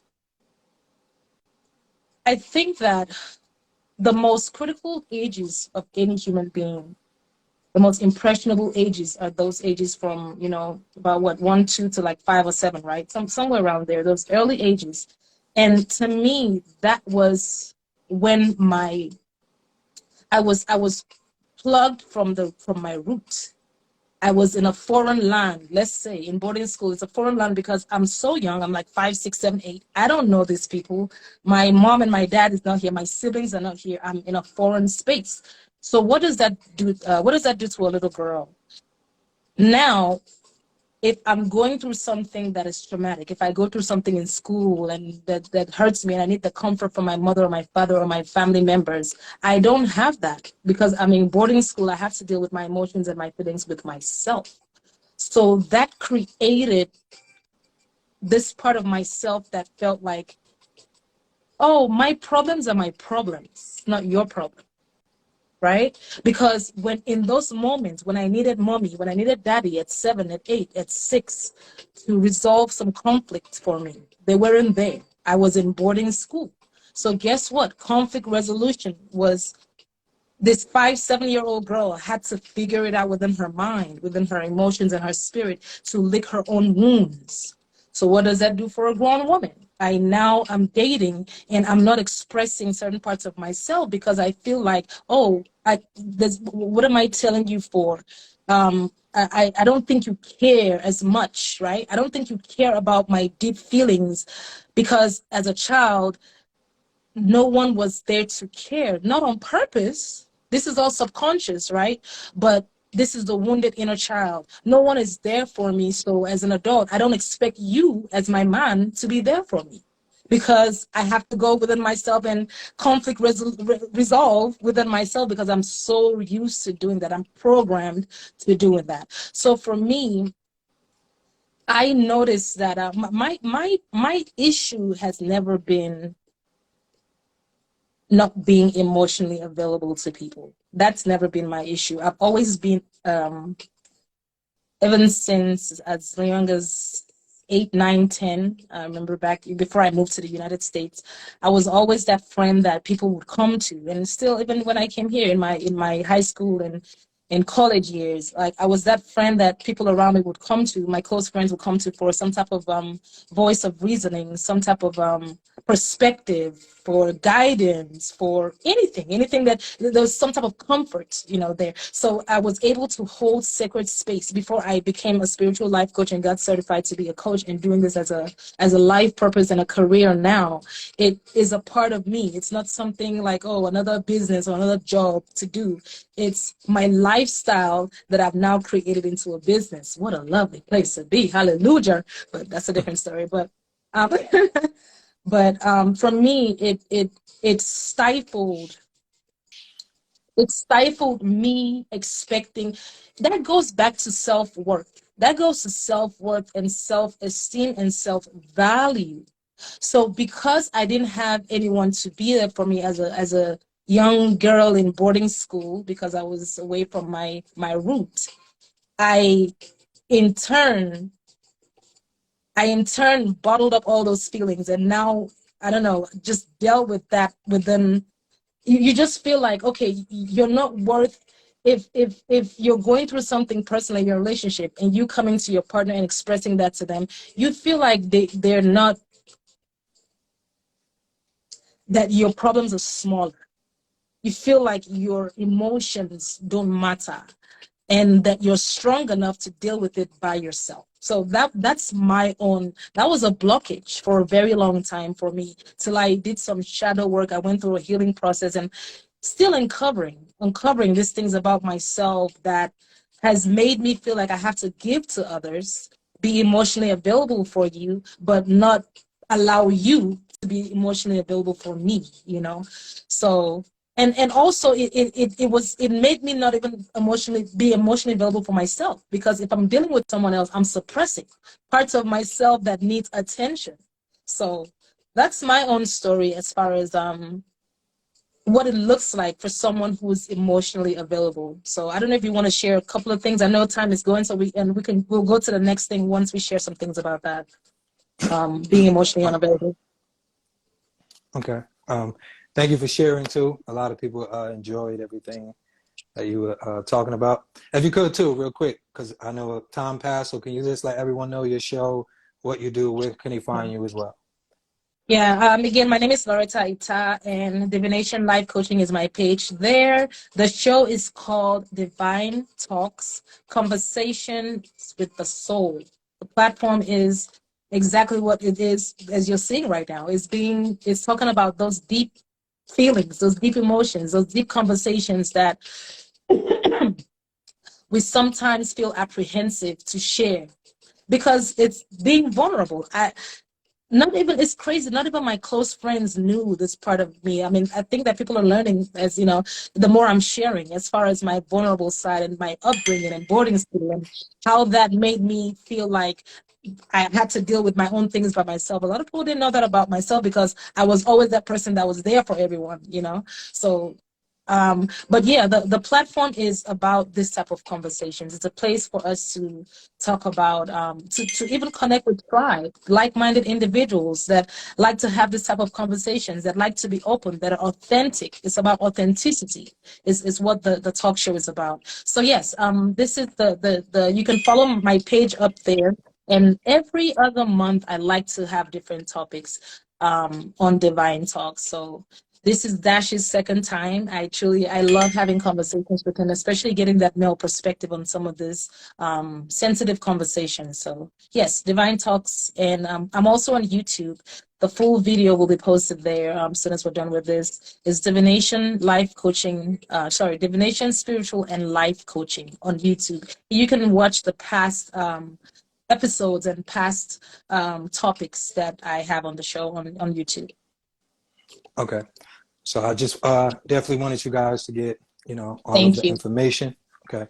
And so today we're talking about being emotionally available. So we touched on many different topics. The question, can you answer the question again? The one that we were just So we touching talked on? about emotional availability, what it means. We've talked about what does it look like for someone who is emotionally what does it look like for someone to be emotionally available? Now we're talking about what are some examples of emotional unavailability. What does that look like? How can I know that this person, this situation, this experience, this thing that I'm choosing is emotionally unavailable? Okay. So for me, I'll give you guys the beginning of my story, which I do a lot. Like I say, when we're young and we're learning, the best way to express life and interpret life, for me, growing up in a house, I had two older sisters. I had a younger brother that was born a preemie, also blind out of one eye. So he had his struggles. Didn't have a father in the house. I think my mother connected to my older sisters a lot more. So for me, searching for identity, searching for love, searching for connection. I also think that because sometimes I work on videos and titles, right? So this is a title, and I'm not saying that this is all of my situation, but and I don't mean to trigger or offend anyone with this title, right? But the title was something with the video that I was thinking about putting together, like you can't beat the apology out of your son that you wanted from his father, right? So the first time I heard love consistently was when my mother was hitting me, right? She always hit me and said, I'm whooping you because I love you.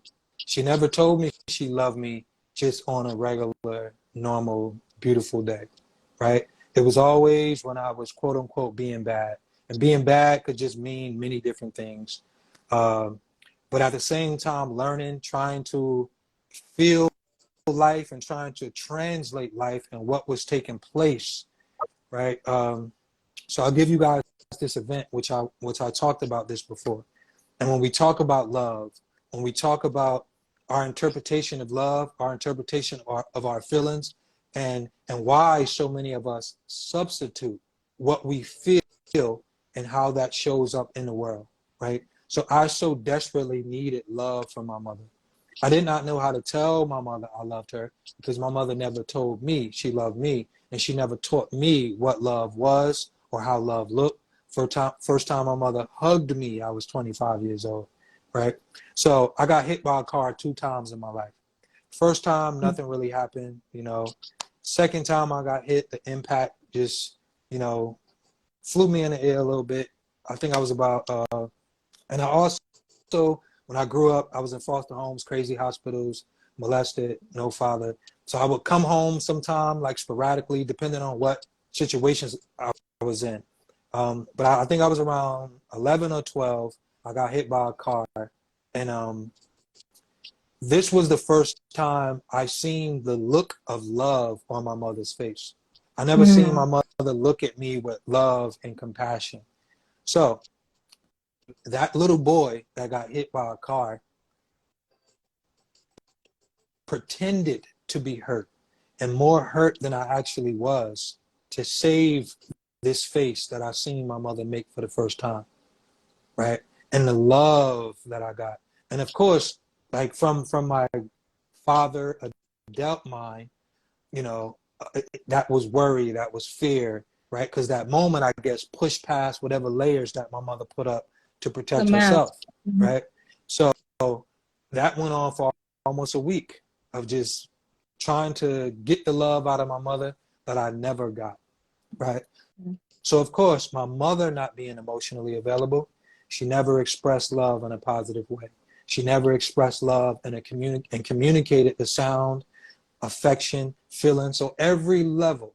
Now, me as a little boy, that little boy, I always say a boy with a low self-esteem grows to be a man with no self-esteem, right?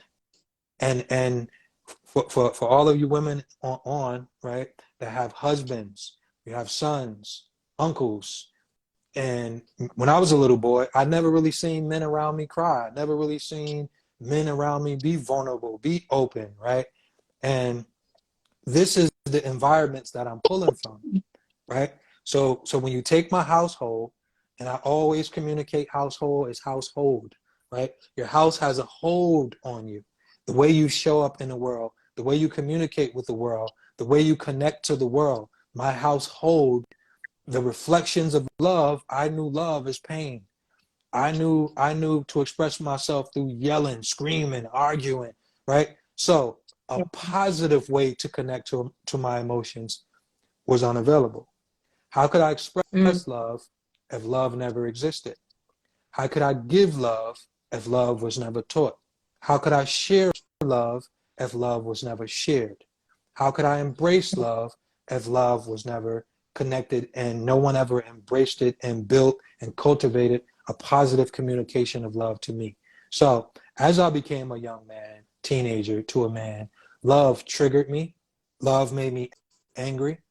Love made me want to fight because I associated love with my mother, and my mother beat me every time she told me she loved me, right? My mother, you know, taught me love in that way. So I know some people in relationships that you say, man, I thought you loved me. How could you yell, scream, curse me out?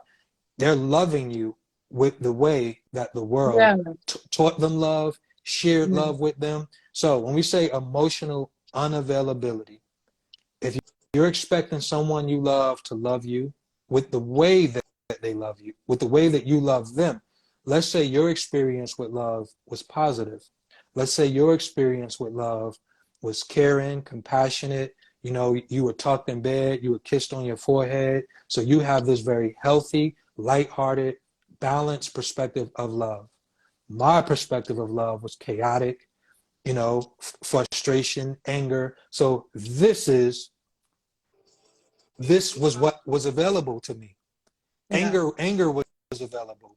Breaking down was available. Yelling was available. Arguing was available. This was all I knew that connected to love, feelings, and emotions, and expressing myself. I did not know how to express myself with clarity. I did not know how to express myself with being vulnerable, right? Because all of these things put me in fight or flight, put me in attack mode, put me in protection mode.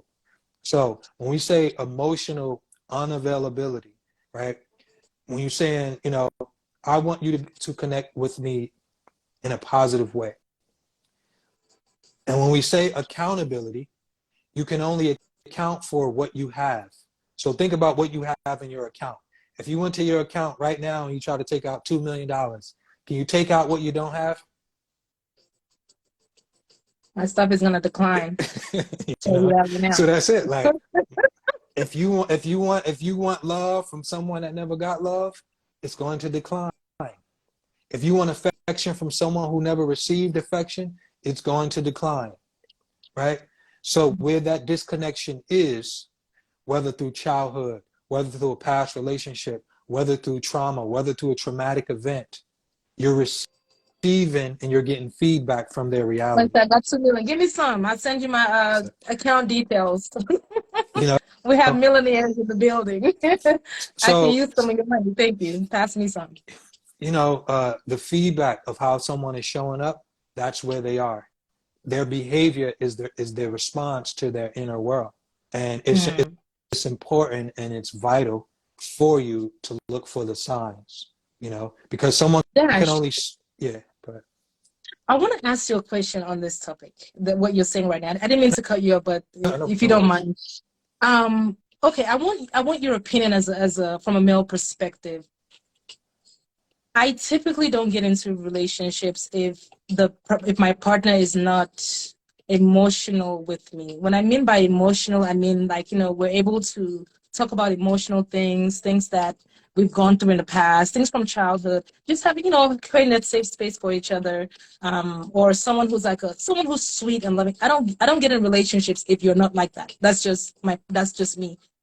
Because I think that is, you know, you have to reflect me at my soul level. That's what makes me even connect to you in that way.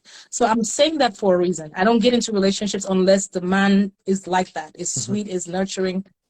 However, I noticed a pattern in my past, you know, that like, especially like dating from my early 20s. The guys that I was dating were that. They were loving, they were sweet, you know, we could vibe in that way. But there was something around commitment. So I want to ask you, from a male's point of view, if we're talking about emotional availability, in my mind, okay, well, this partner, that they seem to be emotionally available because we're doing sweet things with each other. I think that's emotions. But what is would you say that emotional availability or unavailability might be connected to commitment? Because if I feel like you're emotionally available to me, why can't you commit? Is that related in some way? I don't know where I'm going with that, but it's just something I had to add because I experienced that. For me, that was two different categories of development. Okay, that's what I was thinking. One, some people may say, okay, so what is this? One could interfere with the other, because again, commitment, like you just have to develop that in every area, right? So commitment and discipline, and like when we even this, right? So again, like you go back to being emotionally available, and you go back to expressing yourself, right? So sometime when you can't express yourself verbally, you look for escapes in other areas, right? So the anger or the argument that may be quote unquote toxic, in some cases that's the only escape for the emotions that he don't know how to have for you in a normal setting. Also, a lot of men are like over sexualized because sex becomes the outlet for their emotions as well, right? So the fact that they're going through that intimate space and, you know, ejaculating or whatever the case, that becomes the release that they don't know how to have for their emotional space. That's a good point. So commitment could also connect to the fact that they can't settle with you, right? Because you're like they're escaping their trauma through sexual activity. So that addiction for sex becomes why they can't commit to one person. Okay.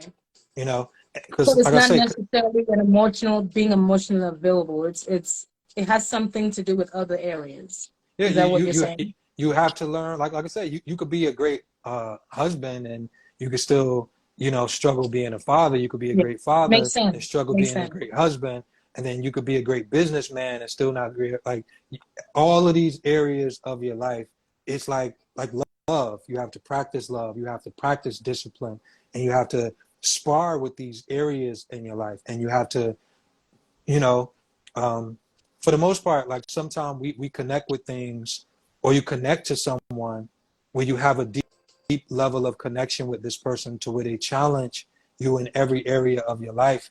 But that decision is really, you know, because some people are only as faithful as their like their the opportunity. You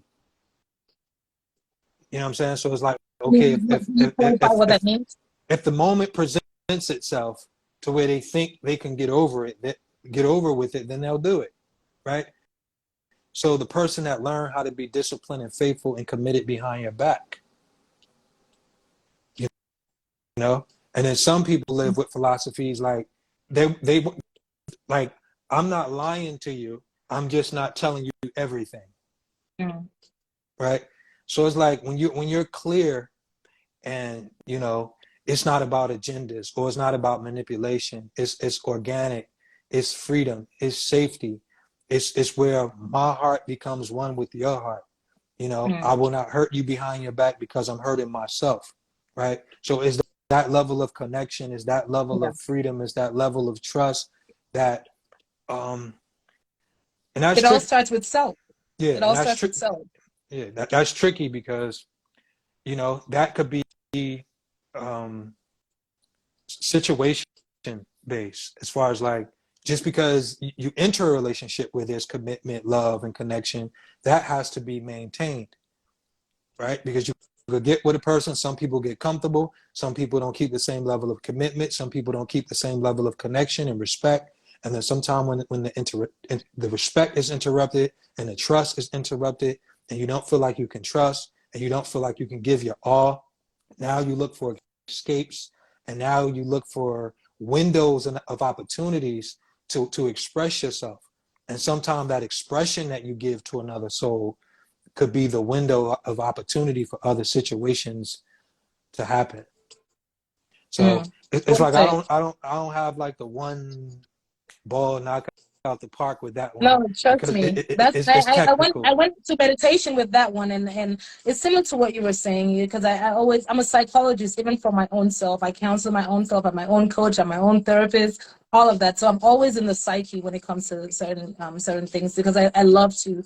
I love mastering my own self. So Mhm. I'd like to ask these questions because it's, you know, it's things that I've gone through, and I always try to find answers. You know, we're looking for closure, Mhm. right? So I always wondered if that's if they have if the two have to do with each other. And in my meditation, I don't think that there's, I think they're two different things. And you know, one is being emotionally mature. That's a whole different subject from emotional availability. It's similar but different. So thank you for expressing that. It was beautifully said. It's You're welcome. definitely You're welcome. let Look, me see. because Go also ahead. when you was talking about self-sabotaging, sometimes it's not even that people can't trust their partner. Some people can't trust themselves, right? Mm, So if you have a that's it. person, if you have a person that struggle and they know they struggle with being disciplined, out of the blue you become a headache. Out of the blue they start treating you horrible, and every little thing you do, and they're looking for an escape to trying to create problems that's not really there. But what they're doing is self-sabotaging the fact that they Yeah. don't trust themselves with the commitment, right? or, Yeah. or and it's like, instead of you just thinking I cheated on you, now I'm going to create a situation where it forces a breakup or it forces a Yeah. disconnection, to where I could do what I want to do, but I have this reason to do it and not feel the pain of hurting you Yeah. or letting you down. Yeah. You know, but Deep. that starts with trust as well. If I don't trust myself, whether it's Yeah. mentally, emotionally, Yeah. and I'm dealing with abandonment issues, or whether I'm dealing Yeah. with infidelity, and you'll Yeah. think you're having this breakdown, but what it is a person is looking for anything to grab to create Yeah. a problem, because they know that they can't give you what you truly need or want. Yeah. Definitely. And self-worth and self-value and self-esteem and all that stuff. Definitely. Thank you. Coach Shay says that's how I found out how important regular releasing is. I love being using the sunset to do my release routine. Blessings. Robertson Major says it may be because he may be emotionally immature. That's, I think he's responding to the commitment. Definitely, I agree with you. Um, let's see. Practice letting go for me. Wayne Borchier says, so being emotional doesn't equal availability, two separate states of mind. Yep. Yes, yes. Let's see. Okay, so the next thing I have, so the last one here, Amazon published says, I tend to sabotage anything that feels permanent. And because of that, I am unintentionally attracted to and attract the men that can't commit. That is so, so deep, so, so deep. And I always say it always goes back to self. That's why I am so intentional about being with myself right now, healing my wounds, healing the things within me that are possibly attracting undesirable experiences. That is so very important. If I want different, it starts with me. So It's always, everything is always a reflection of ourselves. And like you said, you know, or he, we're doing these things intentionally because of some fear. That's why I said, as far as example of being emotional and available, fear is what's underneath all of that. The next thing I have here is, how is emotional unavailability formed? And a lot of these things we've already dived into a lot of the topics already, because we're just free flowing. But I like to have an outline just to kind of guide us. How is it formed? I have trauma. Like you spoke about trauma earlier. Mine, I shared my story. Mine was, so me being uprooted from my childhood, or from, I'm sorry, from my safety net as a child, it created abandonment issues subconsciously. It created rejection. I'm not thinking about this as a 7-year-old child, but another part of myself feels that. Nobody wants me. I'm all by myself. My feelings don't matter. So it creates abandonment issues. That even goes into our relationships. Now you're in a relationship, and maybe the relationship is not the way, it's not healthy, but I'm not leaving. I'm not talking about me per se. I'm just speaking in general. I don't leave because I'm afraid that this person, I don't want to be alone, because from childhood I was alone. I was abandoned, right? Quote unquote abandoned in childhood. And I don't want to have that happen to me again, because that hurts. So it's, how is it formed? From trauma, abandonment and rejection, neglect. That it can also be caused from neglect, you know. And this is just me tapping into the collective right now. There's so many stories that we've all heard as on how parents are with, I mean, we live in a world now where you're seeing videos on social media of caregivers harming little babies. You know what I'm saying? Imagine that reality. That is some deep trauma there, you know? So all of these things are caused by things like this, where you're abused by your caregivers, or you feel neglected emotionally by your caregivers. Another thing for me, my own experience with that is, as a this is probably before I was even in boarding school. This is probably even younger than 5 or 4. But, and this is not to bash any of my caregivers, my mother, my father, my brothers, my sisters, my family. This is not about that at all. But I am on my journey of breaking some generational curses within my bloodline. I am on my journey of truth and healing and authenticity. And I must speak because I have to speak. So for me, a lot of that was from my initial caregiver. I felt an emotional disconnect. And I'm not saying that this is something that was done intentionally to me. You know, we have to look at some of this stuff. Like a part of my healing journey, I had some mother issues. I'm just gonna say it. If my mom ever watches this, mom, hey, you know, we talk. You know, I had some mother issues, and I'm still working and dealing with these things. I'm in a better space now with that, but I think, especially right now, in the paradigm is bringing all these things into awareness, as far as wounded healers and wounded childs and children, and wounded women who are wounded from their mothers. This is not a bash against any mothers, not at all. This is us trying to speak our truths, because it's time to heal. We have to shift. So bear with me if I'm in the spirit. I'm going in the spirit right now, and I have to speak my truth, because this talk show is also part of my own journey. It's me still going through my own spiritual healing. So for me, I felt a disconnect with my caregiver from a very young age, before even boarding school. I don't know that this is not something that my parents, or, you know, whatever, my caregivers did intentionally. Part of healing is understanding that our parents went through some stuff too. I have to look at how my mom was raised. I have to look at how my dad was raised to see how they connect with me. So because of that understanding, it's not like I'm talking about my mom in a negative way. I'm like, oh, my mom wasn't there for me. It's nothing like that. I understand life, and I'm a psychologist, so I get it. And I've healed from these things, and I'm helping people heal from these things as well now. But we're talking about how emotional unavailability may be caused. If my caregiver doesn't give me emotions, do you think I'm going to give you emotions? I don't know what it is. It's wounded. That part of me was wounded, So that's a very big part of it being emotionally available. So it caused me to be, for some reason, magically, I was able to be emotionally available for others. I don't know how, if I felt, if I was wounded as a child when it came to being emotionally connected with the person that brought me into this existence, right? Um, I don't know how I was able to be there for others. Maybe that goes back to purpose and a higher power, higher source that we're not talking about today. But for me, it showed up in me not being available for Loretta. That's how mine showed up.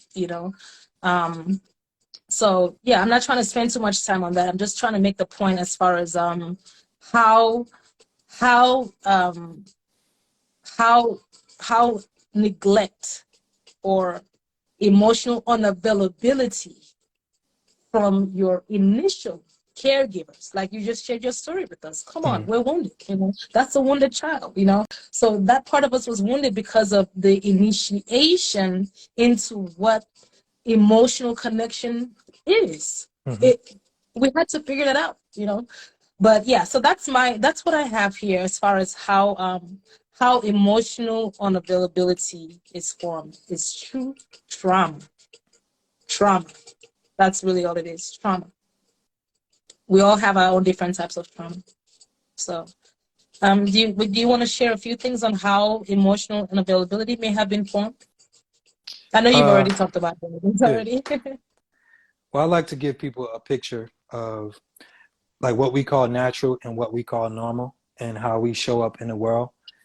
Um, Something I created, right? Where it's like lion in a cage, a lion in the cage syndrome, right?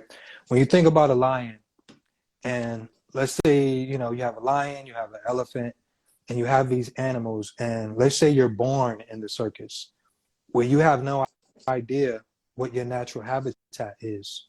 And because you're born in the circus, the things that you're taught and the activities that you do, they're your normal and they're what you know. Now, let's say you take that lion or those lions, giraffes, monkeys, and now you put them in their natural habitat. But they're responding to their natural habitat in a way where the natural habitat or the proper way that they're supposed to function is not normal. And then what they know is normal. But the other lions and giraffes are looking at them like they're going through a process of being crazy, being weird, being funny, right? So they're responding based on their upbringing, right? So this is why you may talk to your husband and you may talk to your wife and you try to communicate to them in a way where it's like, why do you respond to anger? And why do you respond to me that way when I'm just trying to talk to you about love and things that's natural, right? But it may be natural to you because it's the environment that you were raised in. And that's one of the most difficult things to do is try to communicate to someone that the way they're responding and the way they're showing up in the world is not healthy or conducive to the environment that you're trying to cultivate in your household. Think about how we come up in certain households and they're chaotic and it's drama and it's toxic based on how your parents were raised, and maybe they cursed one another out and fought and threw things, and that was your normal. So now you're in a new relationship with someone that have no idea what that reality is. And you could come from an Mhm. environment where people died and people got killed and people got murdered. And because you were in survival mode and you still had to survive, right? So after you make it, you still got to survive. So what you call normal and what you call expressing yourself and what you call, living and life based on that reality that was a part of your upbringing, it's important for you to ask yourself some questions. If you know you come from an environment that, where no one cried, no one expressed themselves, no one talked and communicated love, you know, you were brought up in an environment that you have to heal from. You were brought up in an environment where you have to learn how to learn, unlearn, and then relearn, you know, because some people don't disagree whether they feel you're right or wrong. They disagree because they don't want to do the work, or they're afraid to do the work and be vulnerable, right? Be vulnerable to new information. Because, you know, when people become 35, 40, 50 years old, and they live most of their life from a perspective of this is what life is to me. When you have to be a quote unquote kid again in your adulthood and learn how to live life over again, it is one of the most vulnerable things that you can ever put yourself in, right? And that's what I live. I had to be a grown man. And I've seen someone put that in the comment section. They said, how do you help a man that's always crying and always emotional? When I started to heal and when I started to open up, it was like I was a newborn man. Because for the first time, I was processing life emotionally. So I couldn't stop myself from crying. I couldn't stop myself from feeling feelings. I couldn't stop myself from connecting to the world because it was something that I never did. Yeah. So it's literally, that's beautiful. Right? It's literally like you have to spar with that, and that is healthy. It is healthy for us to go through that transformation, right? And I say caterpillar, cocoon, butterfly. The darkness is necessary for the transformation. The tightness, the anxiety, the feelings of being overwhelmed is necessary for the transformation. And what you're going through is not permanent. So that phase had to happen for me to be the man that I am today. So understand, if you are a person and you recognize that you came up in a tough environment and an environment with, like I said, I came up in an urban environment where I watched my friends die. I watched my friends die in stolen cars. I watched my friends, you know, gunshot wounds. And this was not a conducive, healthy environment for me. So I can't expect my son that I'm raising with love and I'm trying to teach in a healthy way. I can't call him weak or soft. Like so many adults say, oh, this generation is soft. It's not that they're soft. They have a lighter or a more sensitive upbringing. And if you are a healed parent, if you are a loving parent, you should not want to use your children as test dummies based on the environment that you were brought up in, right? So for the people that healed and survived those environments and you made it through, your job is to cultivate and build and grow a new love within yourself that will help you cultivate a balanced, healthy environment for your children and your legacy.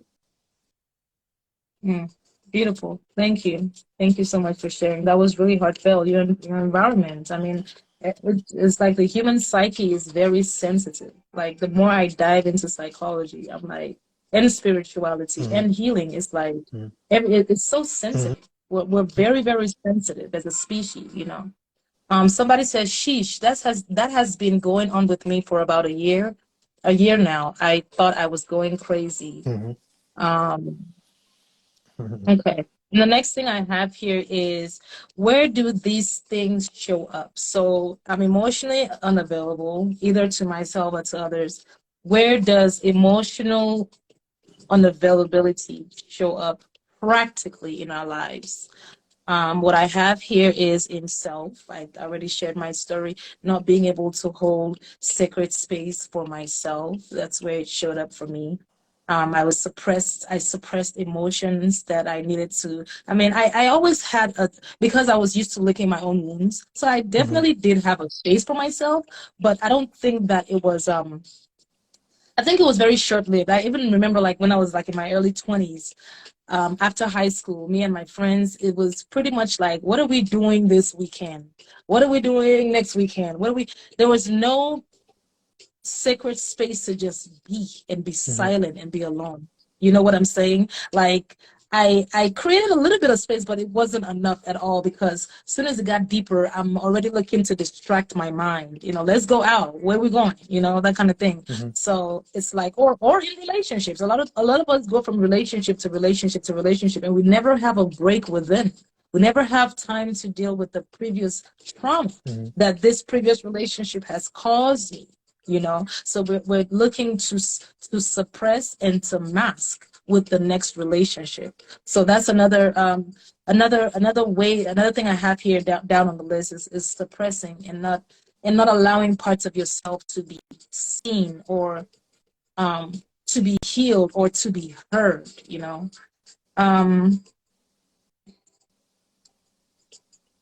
The next thing I have here is my feelings being second. How did it show up? I put my feelings second, especially in romantic relationships. Back to what I'm saying. I'm left to deal with my trauma by myself, so I can't bring my own wahala to you. Wahala in Nigeria is like a slang, it means problems. I can't bring my own wahala to you. I have to deal with my wahala with myself, you know. So it showed up that way, and it now created this energy of chase, you know. Women, we can say, back to what you're saying, it's not a gender thing. Men chase, women chase, but I'm just gonna say, I think generally, you know, practically in society, you hear more chase. When you hear chase, you hear it more of the woman chasing. Am I wrong or right? Is it more of women chasing, or is it men chasing? I don't know. I don't know. Or I maybe pose that. chasing with relationships, Yeah, not I chasing, not posed that question chasing. a few times. Yeah, let me clarify that. I don't know if it's chasing like, oh, I'm out there trying to chase and date people and wanting to be. No, it's not chasing in that way. For me, the chase was in my relationship. I'm chasing this, you know, that kind of thing. So that, yeah, not like chasing different people, but it now it's like you want to chase. Sometimes you need them to chase you. But I was okay with the chase being in the chase seat, because I felt like my feelings weren't as worthy, maybe as his feelings, that kind of thing. I don't know. And also, what else do I have here as far as that?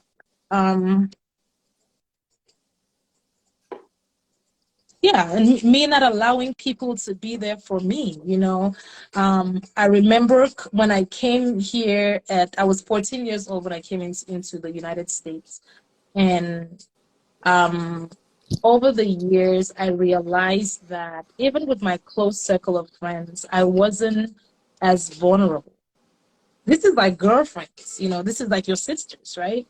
I wasn't, again, I was there. I was always here to hear you. I was there for you, but I expressed some things about myself, but I didn't go very deep because, again, me feeling like, oh, my feeling is irrelevant. It's not as important because, you know, I had to conflict resolve on my own since I was a little girl. So that's how it showed up for me. It's not allowing other people to be there for me.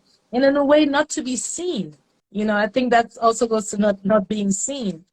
And also, another way it showed up for me was my throat chakra. It blocked my throat chakra. I couldn't speak, you know, in relationships. I don't know. It's like you have all these emotions that are boiling up. They're here, but it just gets stuck right here. You know, when I learned about chakras, I'm like, oh wow, so this is something there. Like you're stifled. Somebody has taken your voice, that kind of thing. So I struggled with that for a while too. Even with this work as a life coach now, I've always been a life coach, but I've always been afraid of being public or being seen or speaking in large crowds. Those were invisible blockages that I held. Those were I had to open up my throat chakra to be able to even do this work that I'm doing, because I'm naturally a speaker. I'm natural. As a little kid, I remember I used to play outside and I'll be talking to all the flowers and all the trees and teaching them with my little cane, and, you know, like they were my students in school. So I knew that this was always something that was within me from age 3.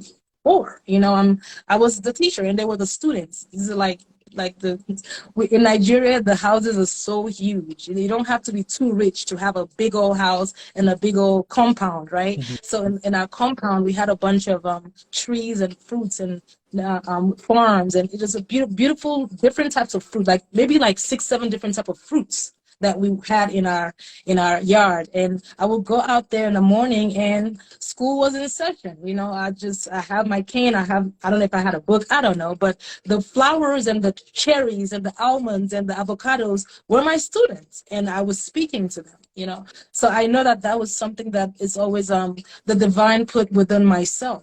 However, it was stifled, you know. I couldn't express deep things.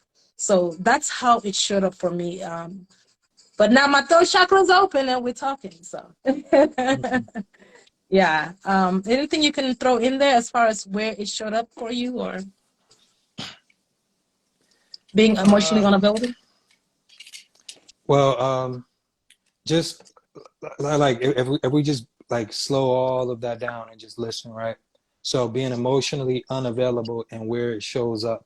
So the development of the soul, the development of the mind, the development of the body, right? So we like, you know, they say proper preparation prevents poor performance, right? So the preparation of the soul, the preparation of the body, right? Your behavior is a response, right? So because I had no emotional connection, awareness, you know, practice, right? So even practicing love, practicing connection. Every day when you wake up to the person you love, you're practicing new ways to love them, if that is your goal, right? So when you wake up to yourself and you feel certain ways about yourself, or you think certain ways about yourself, you know, taking notes, you know, writing things down. How do I love myself? How do I connect to myself? And if you don't have 20 things or top 10 things to knowing how to love yourself, knowing how to communicate with yourself, you're going to live with all you know or all you were taught, right? So that's why people say I'm a product of my environment, but a lot of people don't understand that your environment is a product. Someone had an outline of the location that you live. They chose the stores, they chose the schools, right? So you're still something that someone created. Now, based on what was the goal when they created your environment, that's what you're calling yourself. So don't be afraid to outgrow your environment. Don't be afraid to outgrow what you were taught in the moment. So it showed up for me as numbness. It showed up for me as coldness. It showed up for me as froze, stuck, stiff, blind, dark. Like I did not have any skills in these areas because they were underdeveloped. So when we say like unemotionally available, I didn't have anything to connect to because there was no level of education. There was no level of development. So when you think about emotionally available, for everyone that's watching and joining, if this topic was books, right? How many books do you have that you read about being emotionally available? How many books have you read about connecting to your emotions, right? So first, it starts with the information, right? Emotional intelligence is like any level of intelligence. If I wanted to learn about real estate, I would have to study courses and do whatever I have to do to find the information. When it comes to psychology, when it comes to therapy, whether you're talking about the DSM, whether you're talking about Black's Law Dictionary, when you want to be a lawyer or whatever the case, whatever you're doing, you have to find the category of information to give yourself access to the knowledge. So for me, it showed up as like when you make a call and someone don't pick up. If you like to make a call, please hang up. And that, like when I wanted to love, it was busy. It was like you call, like it's like when you call and you're not getting any service. Every time my body called to connect to love, nothing. I was out of range. That's deep. Right? Wow. Every time my body connected to connect to anyone, I could not connect because I was underdeveloped, no practice, no interaction, no exchange of feelings and emotions, no conversations. So until I took the time to do it with myself, to spar with myself, to open up with myself, to love myself, to give of myself, to practice how do I feel, how does my body show up, how does my mind show up, these are the things that you have to challenge yourself to do, and then take notes. Beautiful. Wow. That's you shared a heavy one there. Thank you so much for just always being vulnerable and raw and honest. And I saw that in the chats as well, you know, people appreciating the rawness of the conversations. I know that we've spent a lot of time, and I'm getting into the last segment of this, which is tips. Tips on healing and how we can all become more emotionally available. We all know that the journey of emotional availability is a very uncomfortable one, right? We know that sometimes being emotionally unavailable keeps us safe. We talked about fear and what's underneath that. But as much as we're all maybe trying to cover and hide and suppress and run away from emotions and connecting with others, we still desire connection. We still want affection. We still want a safe space with ourselves and with other people. So we now find ourselves in a space of like some type of cognitive dissonance, because I want this, but then I'm sabotaging, right? I want this thing, but I'm sabotaging ways that I can be more healthy to receive this thing. So we're in this space of cognitive dissonance, but we really want to be emotionally available. So, what are some tips that you can give our audience? Usually the live is usually about 1 hour and 30 minutes, but we're just flowing, you know. I don't even know what time it is, to be honest, but I still don't want it to be too long-winded, and, you know, people have things to do. Somebody said, please save the live. Since I didn't go live, you did. So please save it and send it to me. Somebody said, please save the live. They had to run. Yeah, so some tips. What are ways that for people who are on here, I'm assuming, you know, people look at the topic, something in you resonates with the topic, and then you tune in. So you're here for a reason. It's not by chance. So what are some tips that we can share with the audience that you can share with me? I'm also going to share some things as well. We can all share with each other. Please comment on even some tips that you guys may have for us, for everybody that's watching, on ways that people who are trying to become more emotionally available can start working on themselves to be emotionally available. What are some tips that you can share with us? And I'll go into mine as well. Okay, perfect. And thank you guys for joining. Thank you guys for giving your feedback. Sunday, you guys could have been with family and many different things, but I don't take your time and attention for granted. My goal is to bring you value, to always be open and honest and genuine with you guys. And I am not on the outside. I am one of you, learning, healing, and growing. So I want you guys to know, you know, that we are all here for a reason. This is my number one way that I love to communicate what it means to heal, right? Healing is allowing your mind to catch up with your heart, right? Some of us been through feelings and emotions that trigger us, that brought us pain, that brought us anxiety, that make us feel overwhelmed. With pain, and I said this yesterday, pain comes with impact and information. But some of us feel the impact and the pain, and we run for our life, okay? The pain of growing up without a father taught me valuable lessons. The pain of growing up and quote unquote being neglected and going through all the things that I've been through. The moment I stopped running, the moment that I stopped letting the fear control me, I learned valuable lessons. Not having a father taught me how to be a caring, compassionate father, because I raised my son in a way of knowing his feelings and emotions and how he would feel if I wasn't there. So it's important, right? You could start with your phone. You could start with a notebook. Start to document how you show up in the areas of your life. Because the reason we run, when we start to deal with the feelings that we've been running from our whole entire life, the thoughts, the feelings, the emotions, it catch us off guard. And now when we come in contact with the impact, right? And it's like social media and Facebook, right? You think you deleted something, and it's like, why don't this delete, right? And it saves on the app and it saves on the platform. your body does the same thing. When your body record an experience, when your body record pain, you may think that you forget about it just because it's not on your daily, your daily hamster wheel of thinking. But Yeah. that trauma that you've been through is still there. That pain that you went through is still there. So you can create distractions. You can go and be successful. You can go and create children, and you can find things that may distract you and make you forget about these things that you went through. But now when you enter that new relationship or you enter that Mhm. situation that challenges you in that area, and then you're Yep. reminded all over again, and you feel like that little girl, and you feel like that young lady that was told that you were ugly and you weren't enough, or you feel like that little boy that was neglected and beat or abused.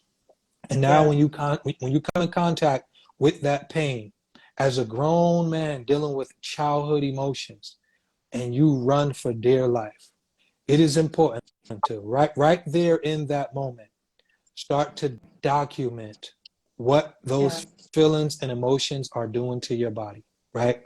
Mm. What are my Beautiful. feelings, right? Document what you feel.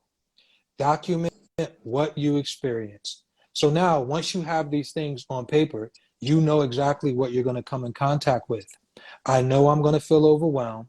I know I'm going to feel, this overwhelming feeling. So if you have a partner, and instead of running and hiding these feelings from your partner, start to document what you experience. Hey, I don't know what to say in the moment. It makes me want to yell. It makes me want to scream. It makes me angry. So once you start to document and highlight and you bring these things to your Mm. partner and you say, hey, if I feel a little aggressive or you feel like I'm dismissing you, I want you to know that I'm going through my own inner battle and I don't want you to take it personal. This is what you can do to support me. Hey, I just need you to hold me. Hey, I just need you to go for a walk with me.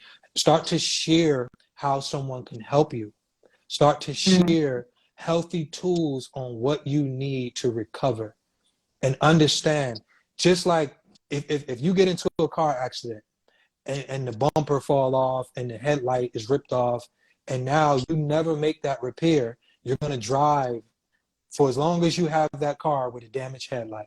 Okay, so whatever you went through in your childhood, it is important for you to repair that area of your life, and don't run away, and don't just tape it and say, hey, I don't got to deal with it, right? So distracting yourself from that accident or that incident, it's still there.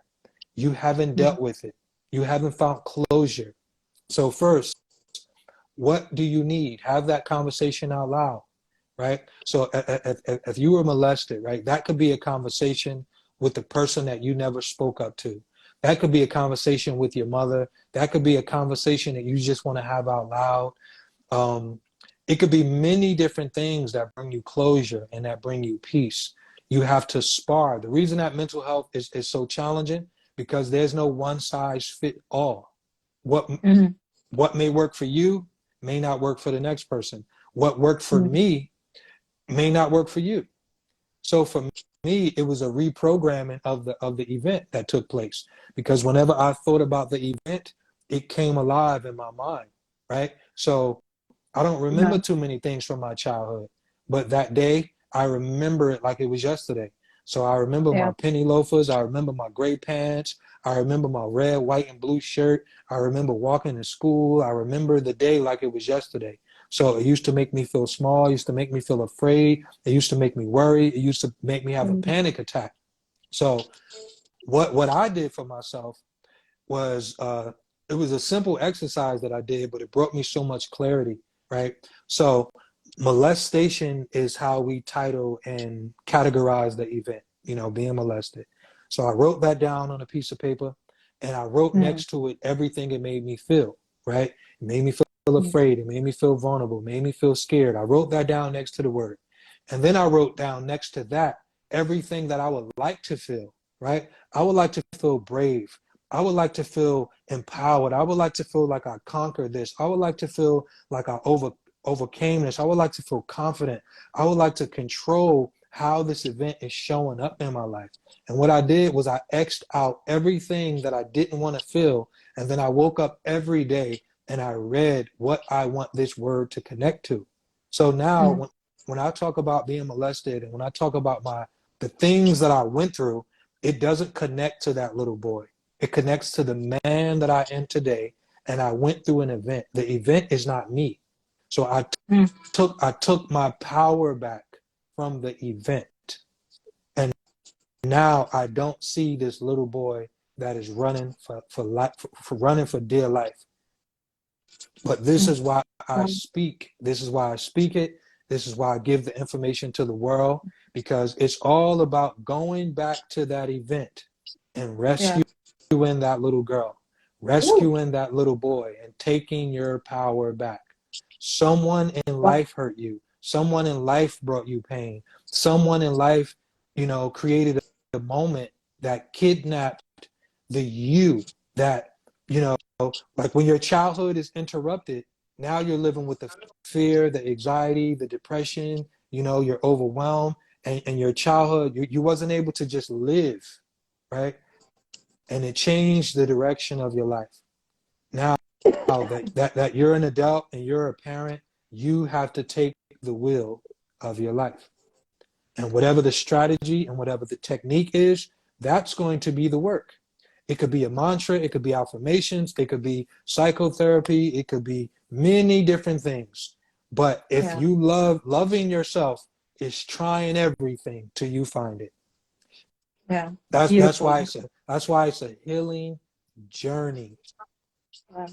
You are on a journey to finding peace of mind and closure. Yeah. Okay. Yeah.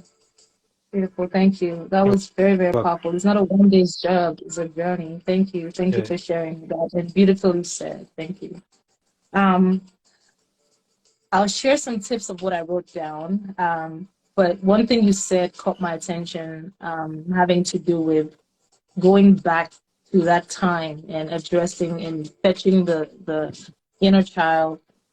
One of the things that really helped me start doing the work within my own self, and like you said, therapy is great, but there's more to healing than going to therapy. There's some things that, like healing, no one can heal you. It's not possible.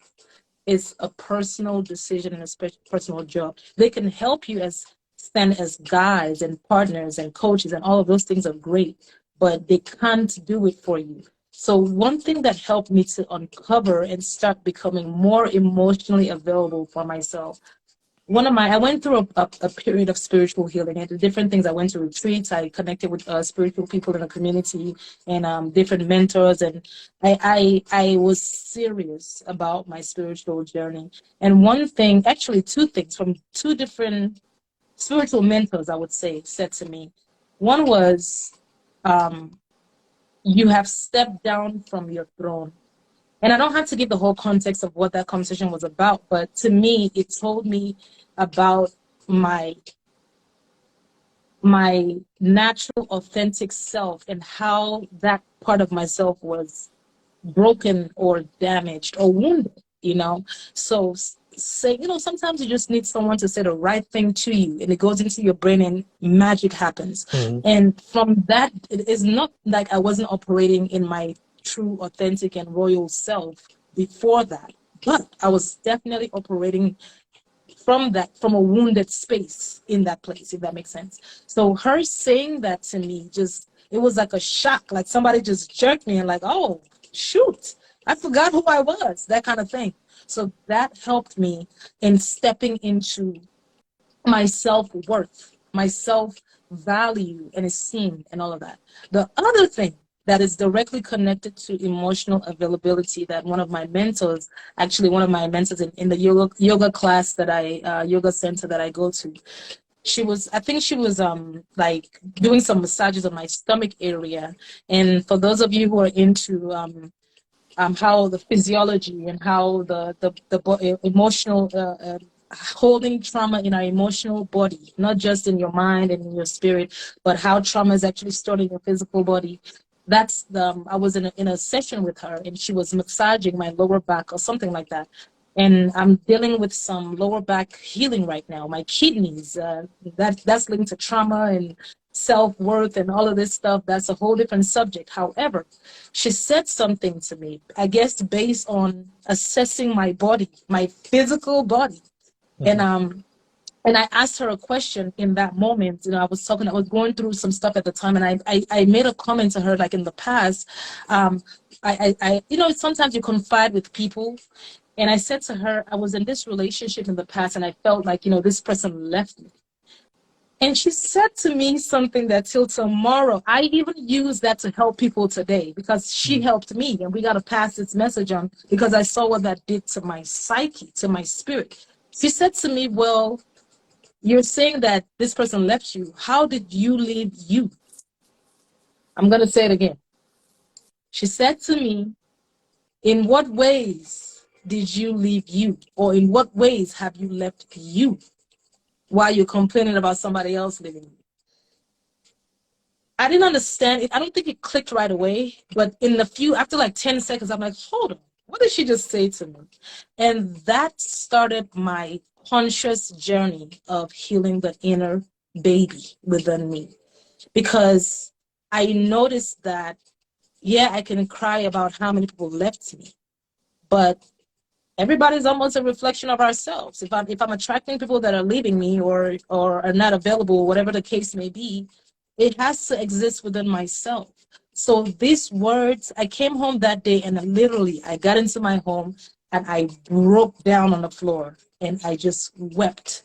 And I was talking to the inner child and I was just telling her how much I was so, I apologized to her. I've never done that before. I wrote a poem, I wrote a letter to her, to myself, and I just broke down and allowed the tears to come in. I felt like I went through a spiritual bath, like a spiritual transformation, because that was the deepest I had ever cried. And it was for myself. That girl that went to boarding school, that didn't have anyone, that's who I had to go and fetch. That's how deep I went. From her telling me, how did you leave you?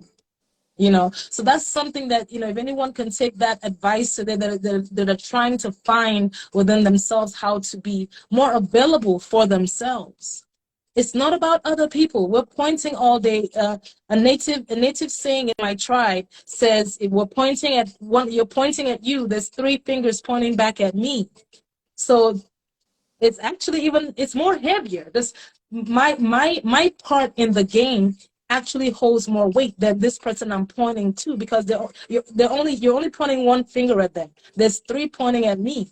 So the journey is always about you. It's not about other people. That was what I had to do within my own self. I had to go and fetch, and I had to go and create a sacred state for baby Loretta, from 5 years old, from 3 years old,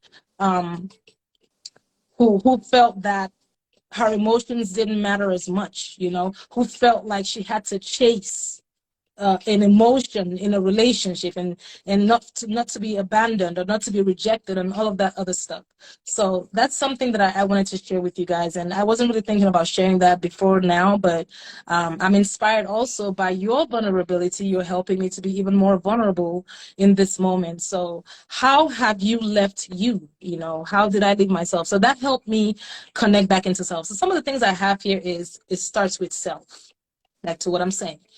It starts with me being vulnerable with my own emotions.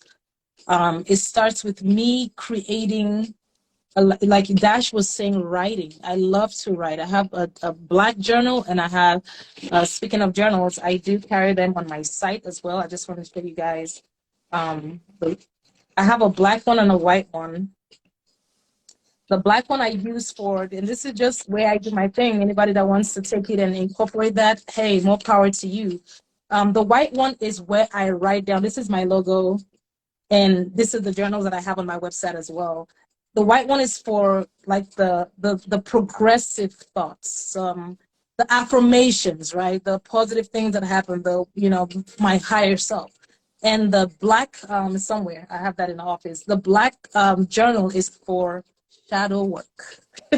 That's where I do all my shadow work, and I'm still working on some things. And every day I write in, well, not every day, during my fasting periods every month, I make sure that I create sacred space and time to be with myself in a relationship or not in a relationship, having children or not having children, having a family or not having a family. I must create, even if it's 3 days for Loretta, to be with herself, you know. So that's something that you have to do if you're trying to become more emotionally available for yourself and others, because it's still about others. It's not only about you, but it starts with you, you know. So spending time with self, making space and time for your deep feelings. So writing out those things that different parts of yourself. Maybe you experience something that happened today. You come home and you're flustered by that event. Sometimes we try to brush it away. Sometimes we suppress it. But if you're trying to be more emotionally available for yourself, you must allow that part of you to have a voice. If you feel too crazy to talk to yourself, write it down. I'm crazy. I don't have no shame in that. I talk to myself all day. We commune. We're always in communion. But I also write as well. So you can write out, give that part of yourself that feels a way about what just happened earlier. You know, that part is worth it. That is you. You are worth it. You are worth listening to you. You are worth holding space, time, energy, love, attention for your own self. So another thing I have here is get counseling, psychotherapy, healing, coaching. You know, go on a spiritual connect. And when like you said earlier about therapy, some people are triggered by that word. I would say do your research. If you feel like you're open to therapy and coaching and counseling or spiritual healing, do some research on the type of people that you are allowing in your sacred space. Because sometimes we're afraid of therapy because of our past experiences. Not every therapist is the same. Not every coach or counselor is the same. We're all different, you know? So do your own homework to see, have a consultation. Go into a therapist's office like, hey, I'm here for a 25, 15-minute consultation. And you assess them. Make your own decision if their spirit resonates with your spirit. That's a good way to find or a pastor. Some of us are Christian, some of us are Muslim, some of us have our own religious practices. Connect with your leaders in the community, in your religion that you trust, that you can attest for before you open up to them and trust them to guide you. Those things are important too. And then when you create this sacred space for yourself, now what I encourage you to do is now test it out. One of the coaching tools that I use is called testing out. Testing out means that we've learned something, like Dash was saying, you get the knowledge. We all have a lot of information. Everybody knows everything today, right? We all have all this knowledge, but how are we implementing the knowledge in our lives practically? How is the things that I've learned from these books I'm reading, from the schools I'm going to, from these people I'm connecting with and learning from all these different places, how is that showing up in my life practically? So testing out is now putting yourself out there. So I've gone through this process of healing the inner child, doing some shadow work, creating sacred spaces for myself, taking spiritual baths, and hugging myself before I go to bed. And what I do, and I'm going to go into testing out, but what I do before testing out, what I do every night, I'm not consistent with it. I try to be, just being honest. Before I go to bed, I lay up on my back, and I envision the presence of the Most High, of the divine, of God, and the light coming down into my forehead. And I start repeating some affirmations about things that I want to, things that I embody within myself, like I am loving, I am okay, I am great, I'll be all right, I am beautiful, I am emotionally available, right? I know how to take care of people, I know how to take care of myself, I am love, I am light. Whatever your affirmation is, everybody's going to have their own lingo. I embrace that into myself, and I imagine all of those energies and those emotions and those feelings from the Most High just falling on me. That's that's interesting. I said falling, and I have all these things falling on me. That's exactly how I see it. All these things that are falling in my what is this?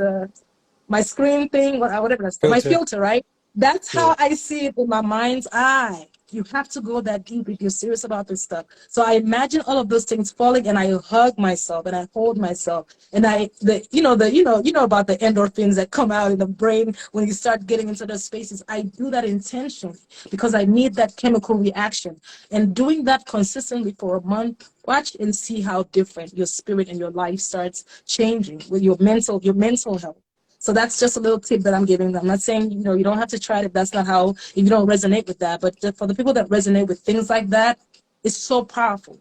That's you creating, that's self-love, you know, tapping into the divine, because the divine is, sometimes we're disconnected from source. And that's why we have all these issues. You know, we're not Look, connected with our inner child.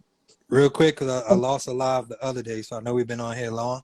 Okay. Amazon published author, she asked what was shadow work and what was a spiritual bath. Okay. Shadow work, think about the shadow. Like you're at nighttime, there's no light, you're walking, you see your shadow, the darkness of that. So shadow work is the dark sides of maybe my personality or my trauma. A lot of it is not like, oh, we're evil people. It's really just trauma, to be honest, pain and hurt. We call it the monsters under the bed, right? The monsters in the closet. That's what shadow work is. So what I mean by going through shadow work and healing is when I use the black journal, I write down all the things that I have come into awareness of, the things, old mindsets, outdated beliefs, traumas from childhood, traumas from adulthood, because that's a thing too. We never talk about traumas from adulthood, right? That's a thing too. All of these things that are buried underneath the surface that a lot of times we don't like to talk about, we don't like to address, but there are shadows. You can't run from your shadow, right? Even though you don't see it when the sun is out, but when the moon is out, you see it. It's always there. It just needs some light to be shedded on it. And that's what I'm doing. I'm shedding light, like the sun shedding light. I'm shedding light on the shadow parts of myself. So that's all shadow work is you addressing those things that you've been suppressing for years and years and years, bringing it into light, giving it a voice, and healing it. That's shadow work. A spiritual bath is, everybody has their own definition of spiritual bath and what they do. Everyone is going to have different practices and how they decorate their bath, right? For me, I only speak about my own journey. When it comes to certain tips, I like to speak about the things that I do for myself. I make sure that I have some Epsom salt. I make sure that I have some essential oils, specifically rosemary and eucalyptus, lavender. You can do however you like. Sometimes I sprinkle some sage flakes in there or some rose petals for ambience. What else do I do? I'm not really into crystals, but I do like selenite, and it's kind of like the sound bowl that I use today. It's a crystal sound bowl, and I like selenite specifically, even though I'm not really connected to crystals in that way. But I like to put some selenite because selenite is used to clear the aura. It's like it clears the vibe, and it clears creates a safe space and also a great connection to the divine, so they say. But I just like the way it looks. To be very honest, that's why I have it. So I do that as far as aesthetics. That's just aesthetics, though. That has nothing. Don't be fooled. That has nothing to do with the work, the deep work that's happening in your mind when you're in that bath. At least for me, everyone does it differently.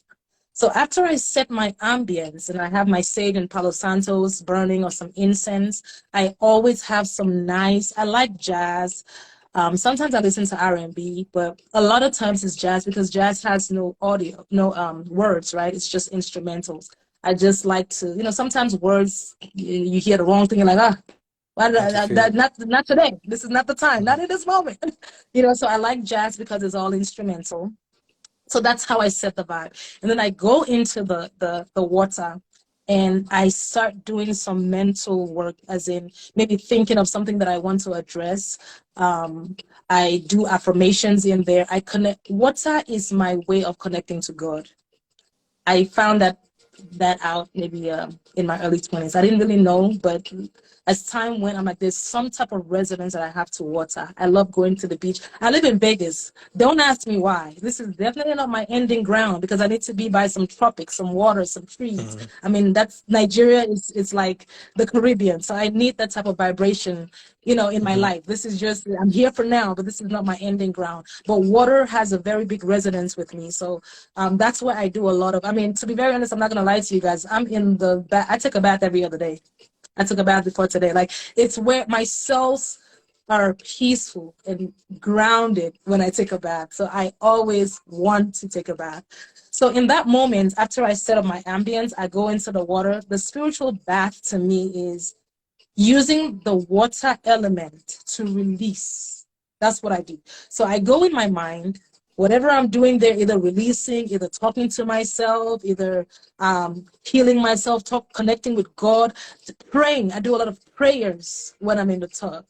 So after I do that, I now say, I use water to release too. Like I said, I'm kind of all over the place. I'm sorry about that because there's different things that I do when I do spiritual baths. It depends on the topic. What am I doing specifically in this time? Every bath is going to be different, but I'm going to talk about just the releasing part of what I do. So when I'm releasing in the water, I bring all the things to the surface of what I want to release. I pray about it. Sometimes I get angry. I'll talk. I'll just express my creating sacred spaces. I express whatever I want to express on whatever the topic is, whatever pain, whatever hurt, whatever disgust. I am releasing it. I'm talking it out loud. You think it's me and somebody in here fighting, maybe. I'm not that loud. Try not to be too crazy, but you know. But I definitely express because I believe in the power of tone and sound and words. Very powerful. So I release those things. And after I do that, I pray, I commune with the Most High.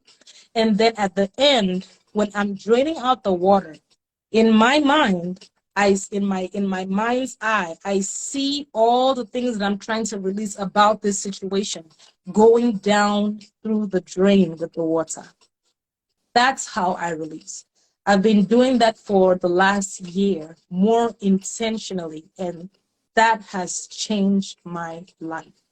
That has helped my mental health. That has helped my spirit and my emotions. Just using the elements of water and the divine and your own self. You know, sometimes we don't need all this, we don't need external forces. Sometimes you don't need medicine. You know, you talked about depression earlier. What depression? Somebody made a great, I think it was Jim Carrey. I don't know. I don't know. Maybe they made it up that it was him. It was a meme and he had his face. I don't know. Maybe it was him. Maybe it's somebody else. I don't know. But it says, what about if depression means your avatar needing deep rest? And you said that earlier, as far as, you know, you were going to depression, taking time to shut down. So maybe it's not that you're this crazy person, you're depressed, and you have this psychological problem, and you're crazy, and you're retarded, and you need to be in a mental institution. No, your avatar is tired. Your physical vessel is tired of the bull crap.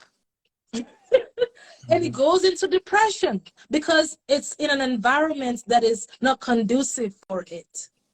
So maybe your avatar needs deep rest.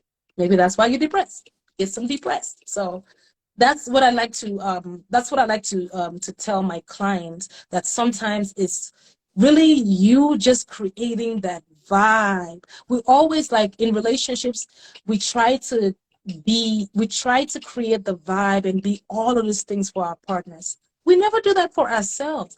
I don't think that I've ever given myself this much self-love till the last maybe like roughly 2-3 years of my life. I don't think I ever have. And it's so easy to do it for others, you know. It's like sometimes as women or men, you don't want to enjoy certain things because you need someone else to be there with you to enjoy it. Oh, I'm not going to go to this concert because I'm going to be weird going alone. Oh, I'm not going to go to the movies by myself because I feel like I need a boyfriend or a girlfriend or a friend to go with me, or a husband or a wife. No, I mean, the universe didn't create me with another person. I came from my mom. I don't even have a twin. Even if I did, that's two different souls. So we're all individuals first, and we must create a sacred and safe space for our own selves first, because we can't give to others if we don't. So that's how, I hope I clarified that as far as what shadow work is, and what a spiritual bath is. And be creative. Be creative with your spiritual bath. There's no particular way. I'm a little bit crazy in my head. So I use my craziness as creativity, even in everything I do.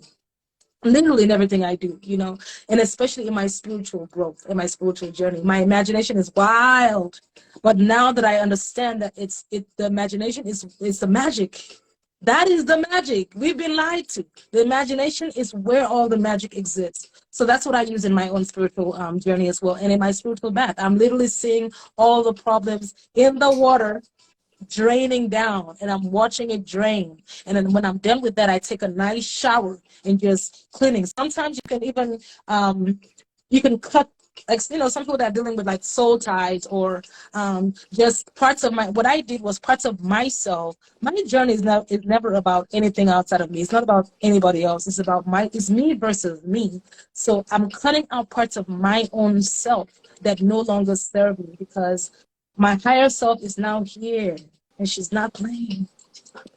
So I just have to be, I have to bow to her. She's here. So I have to cut out and kill, like Dash was talking about, killing parts of myself that no longer serve where I'm going, my higher self. So in the shower, I find myself with my eyes closed, and I'm cutting cords. I'm cutting.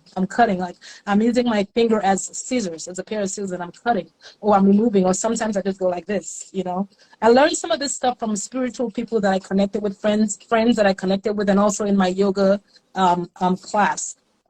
My yoga center. So much I learned from, using the yoga is all about the mind. Is mind work. So using all those things to believe that I'm cutting out these things, that everything I'm doing it looks crazy. I'm doing this like, what the hell is she doing?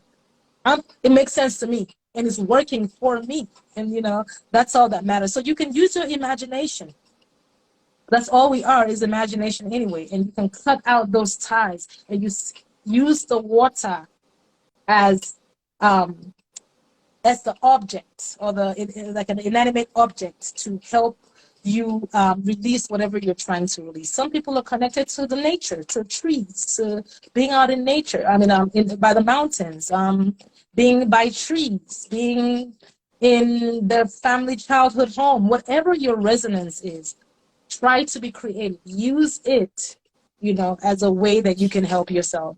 Then after you've found that sacred space after you started working on those sacred spaces within yourself, now I was talking about testing out, and I'm sorry, I kind of went everywhere there, but testing out is after I've done this work within myself, or I am doing this work, because it's a journey, like Dash was saying.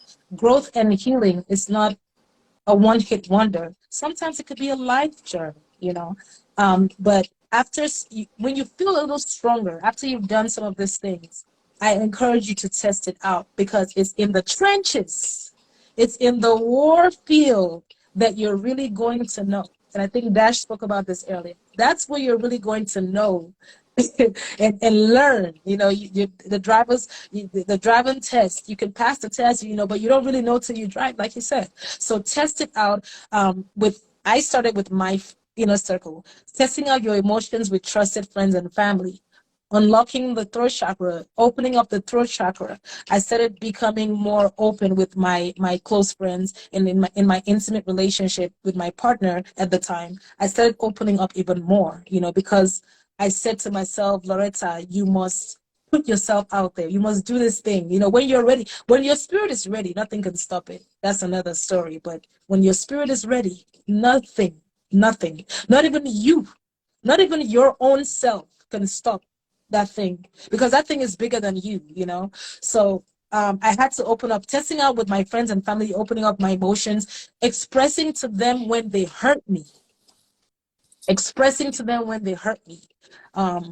Crying in front of them.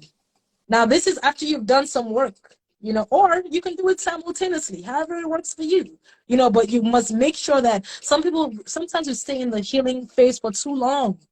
Now all you are is just you just healing. That's been healing for 85 years, just healing, you know. Sometimes we got to come out of the healing and live and implement.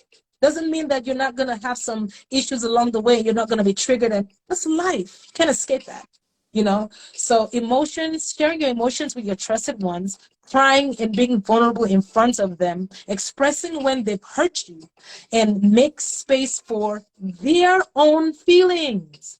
When it comes to, I talked about my own self as far as I didn't struggle with being there for people. I struggled with being there for myself and allowing others to be there for me. That was my own blockage, you know.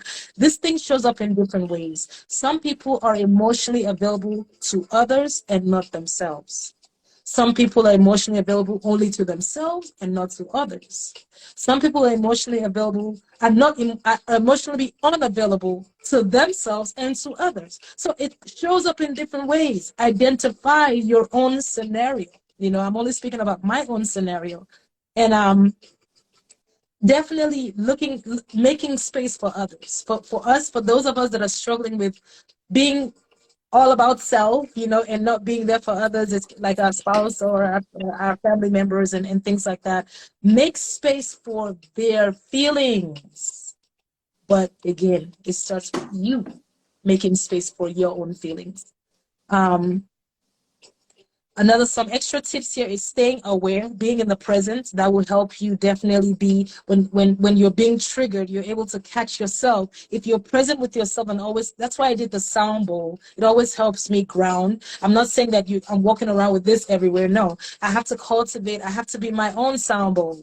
You have to be the sound bowl within your own self to be present, to be in awareness for when you're triggered and not be so emotional and react. You know, you want to be stay in a state of awareness. Also, body tracking, you know, like we talked about earlier. Be mindful when you're aware of yourself, when you have some self-awareness, you're able to realize when your body is talking to you, because the body is always talking to you. Always. This whole thing is a vessel on its own. It's an entity by itself. It's a living organism by itself. It has thoughts, it has feelings, it has a brain. So it's all connected. If you can tap into your own self and realize when something triggers you, you know, you'll be more in control of your own self, to be able to be emotionally available for yourself and others as well. Look for words to express your emotions. I think Dash talked about that. Find some vocabulary. Some relationships are dying today because one person doesn't have the words to express how they feel. That is a very big one. Find the words. Educate yourself, you know. Educate yourself on words that you need to tell someone how you feel. So, that's what I have here. That's what I have here as far as tips. The last question I have here, Dash, this is for you.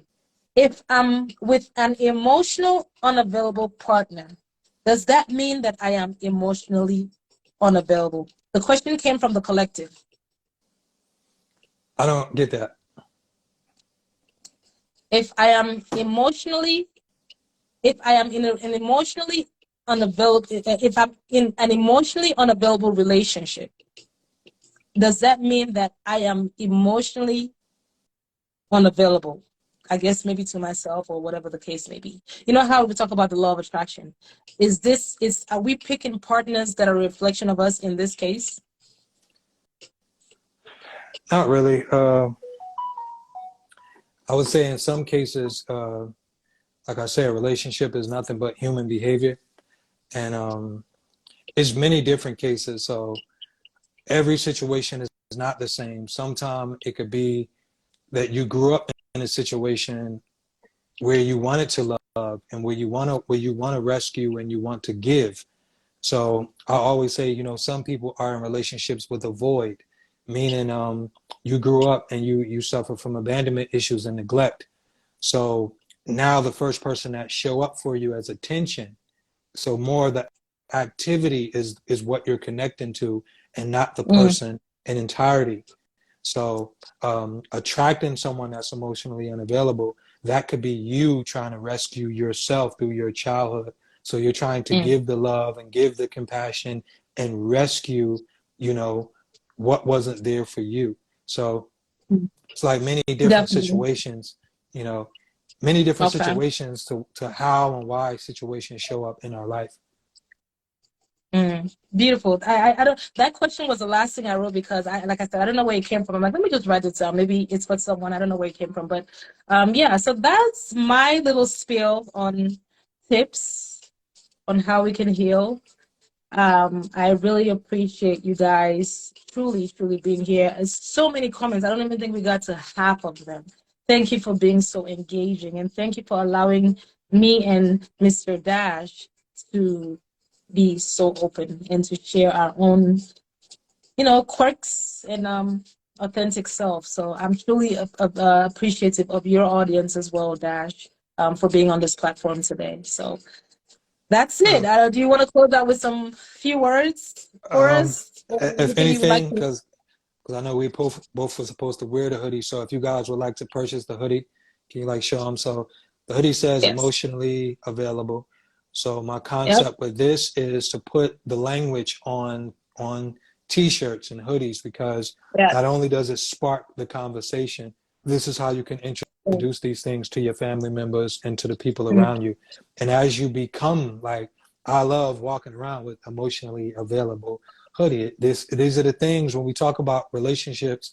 When we fix relationships, we fix families, we fix legacies, we fix communities. So relationships is deeper than, the content commercialized perspective of relationships. Relationship is the connection and the union, of the village. So, that's why I got hoodies is healing is my love language, all of these things that we speak that we don't have the conversations out loud, I put them on hoodies and t-shirts. So you can just click the link in my bio. You'll find that. Somebody said, do you have one that says emotionally unavailable? Well, I don't, because I wouldn't want to like create that Come energy. on, no. No, that's not. It's all about progressive for me. We're gonna act like that was a joke. That was. No, no, no, I'm no. sure there was no joke. I get it. I get it, and I understand. But like when It's you real. wear It's when you real. wear something, and when you put an energy around yourself, you want to put your progress around you. You know, but also if it's people that need help on a deeper level, I do provide one-on-one sessions as well. I do charge for my one-on-one sessions, so all you have to do is reach out, send me an inbox. I would love to help you, give you some information. Also, if you can. You guys can subscribe to my YouTube channel. This is where I will be doing long, extended content. On the Instagram, TikTok, it's shorter clips, other than when I do a live. So I thank you all. This was definitely longer than I thought we were going to be on here. Definitely. Definitely. But appreciate I it, mean, and I value all of you guys. I don't take your time and attention for granted. So I hope you all definitely. enjoy the rest of your night, depending on where you're tuning in from. So anything you guys got going on, if you guys have a podcast, if you're looking for a speaker, I'm building, I'm growing, I'm working on books, podcasts, everything. So I appreciate if you guys look out and look for all of those things. And I thank you guys, all of you. Definitely. Kenna says gratitude to the both of you for all the information, informative information. Enjoy the remainder of y'all's day. Thank you so much. Wayne says live will be recorded for late comers. Yes, thank you for saying that. Yes, we'll have it saved. Amazon says you guys rocked. Peace and love. Thank you, and you rock too. You all do. Thank you so much. And if there's anyone that's that's on their healing journey or their wellness or transformational or growth journey and is looking for a life coach that deals with invisible blockages, things that are holding you back from your true potential, from your goals, from your desires, from the type of life that you envision yourself living, you can definitely reach out to me directly. You can send me an inbox. I do a 25-minute free consultation. And I also, like Dash says, I charge for my coaching sessions, but the consultations are 25 minutes on the phone from wherever in the world that you are. If you're looking for someone to help you on your journey as a partner, to stand as an accountability partner and provide you with some tools and wisdom from my own experiences and the wisdom from the divine that I'm using myself as a vessel to allow Source to use me, just like Dash is doing as well. If you're looking for someone to help you in that area, specifically invisible blockages, don't hesitate to reach out. This is what I'm here for. Thank you again. I appreciate your time, Dash, and your energy. I know you're out of town, but you took time to be here, so I You're appreciate welcome. that. Yes, thank you. And I'll be Welcome. talking to you soon. Peace and love. Okay, I'll Thank you. save this. I'll tag you in Please it. save this. All right. Yes, Thank you. love you. Thank you and Enjoy your love you day. all. Take it Thank easy. you.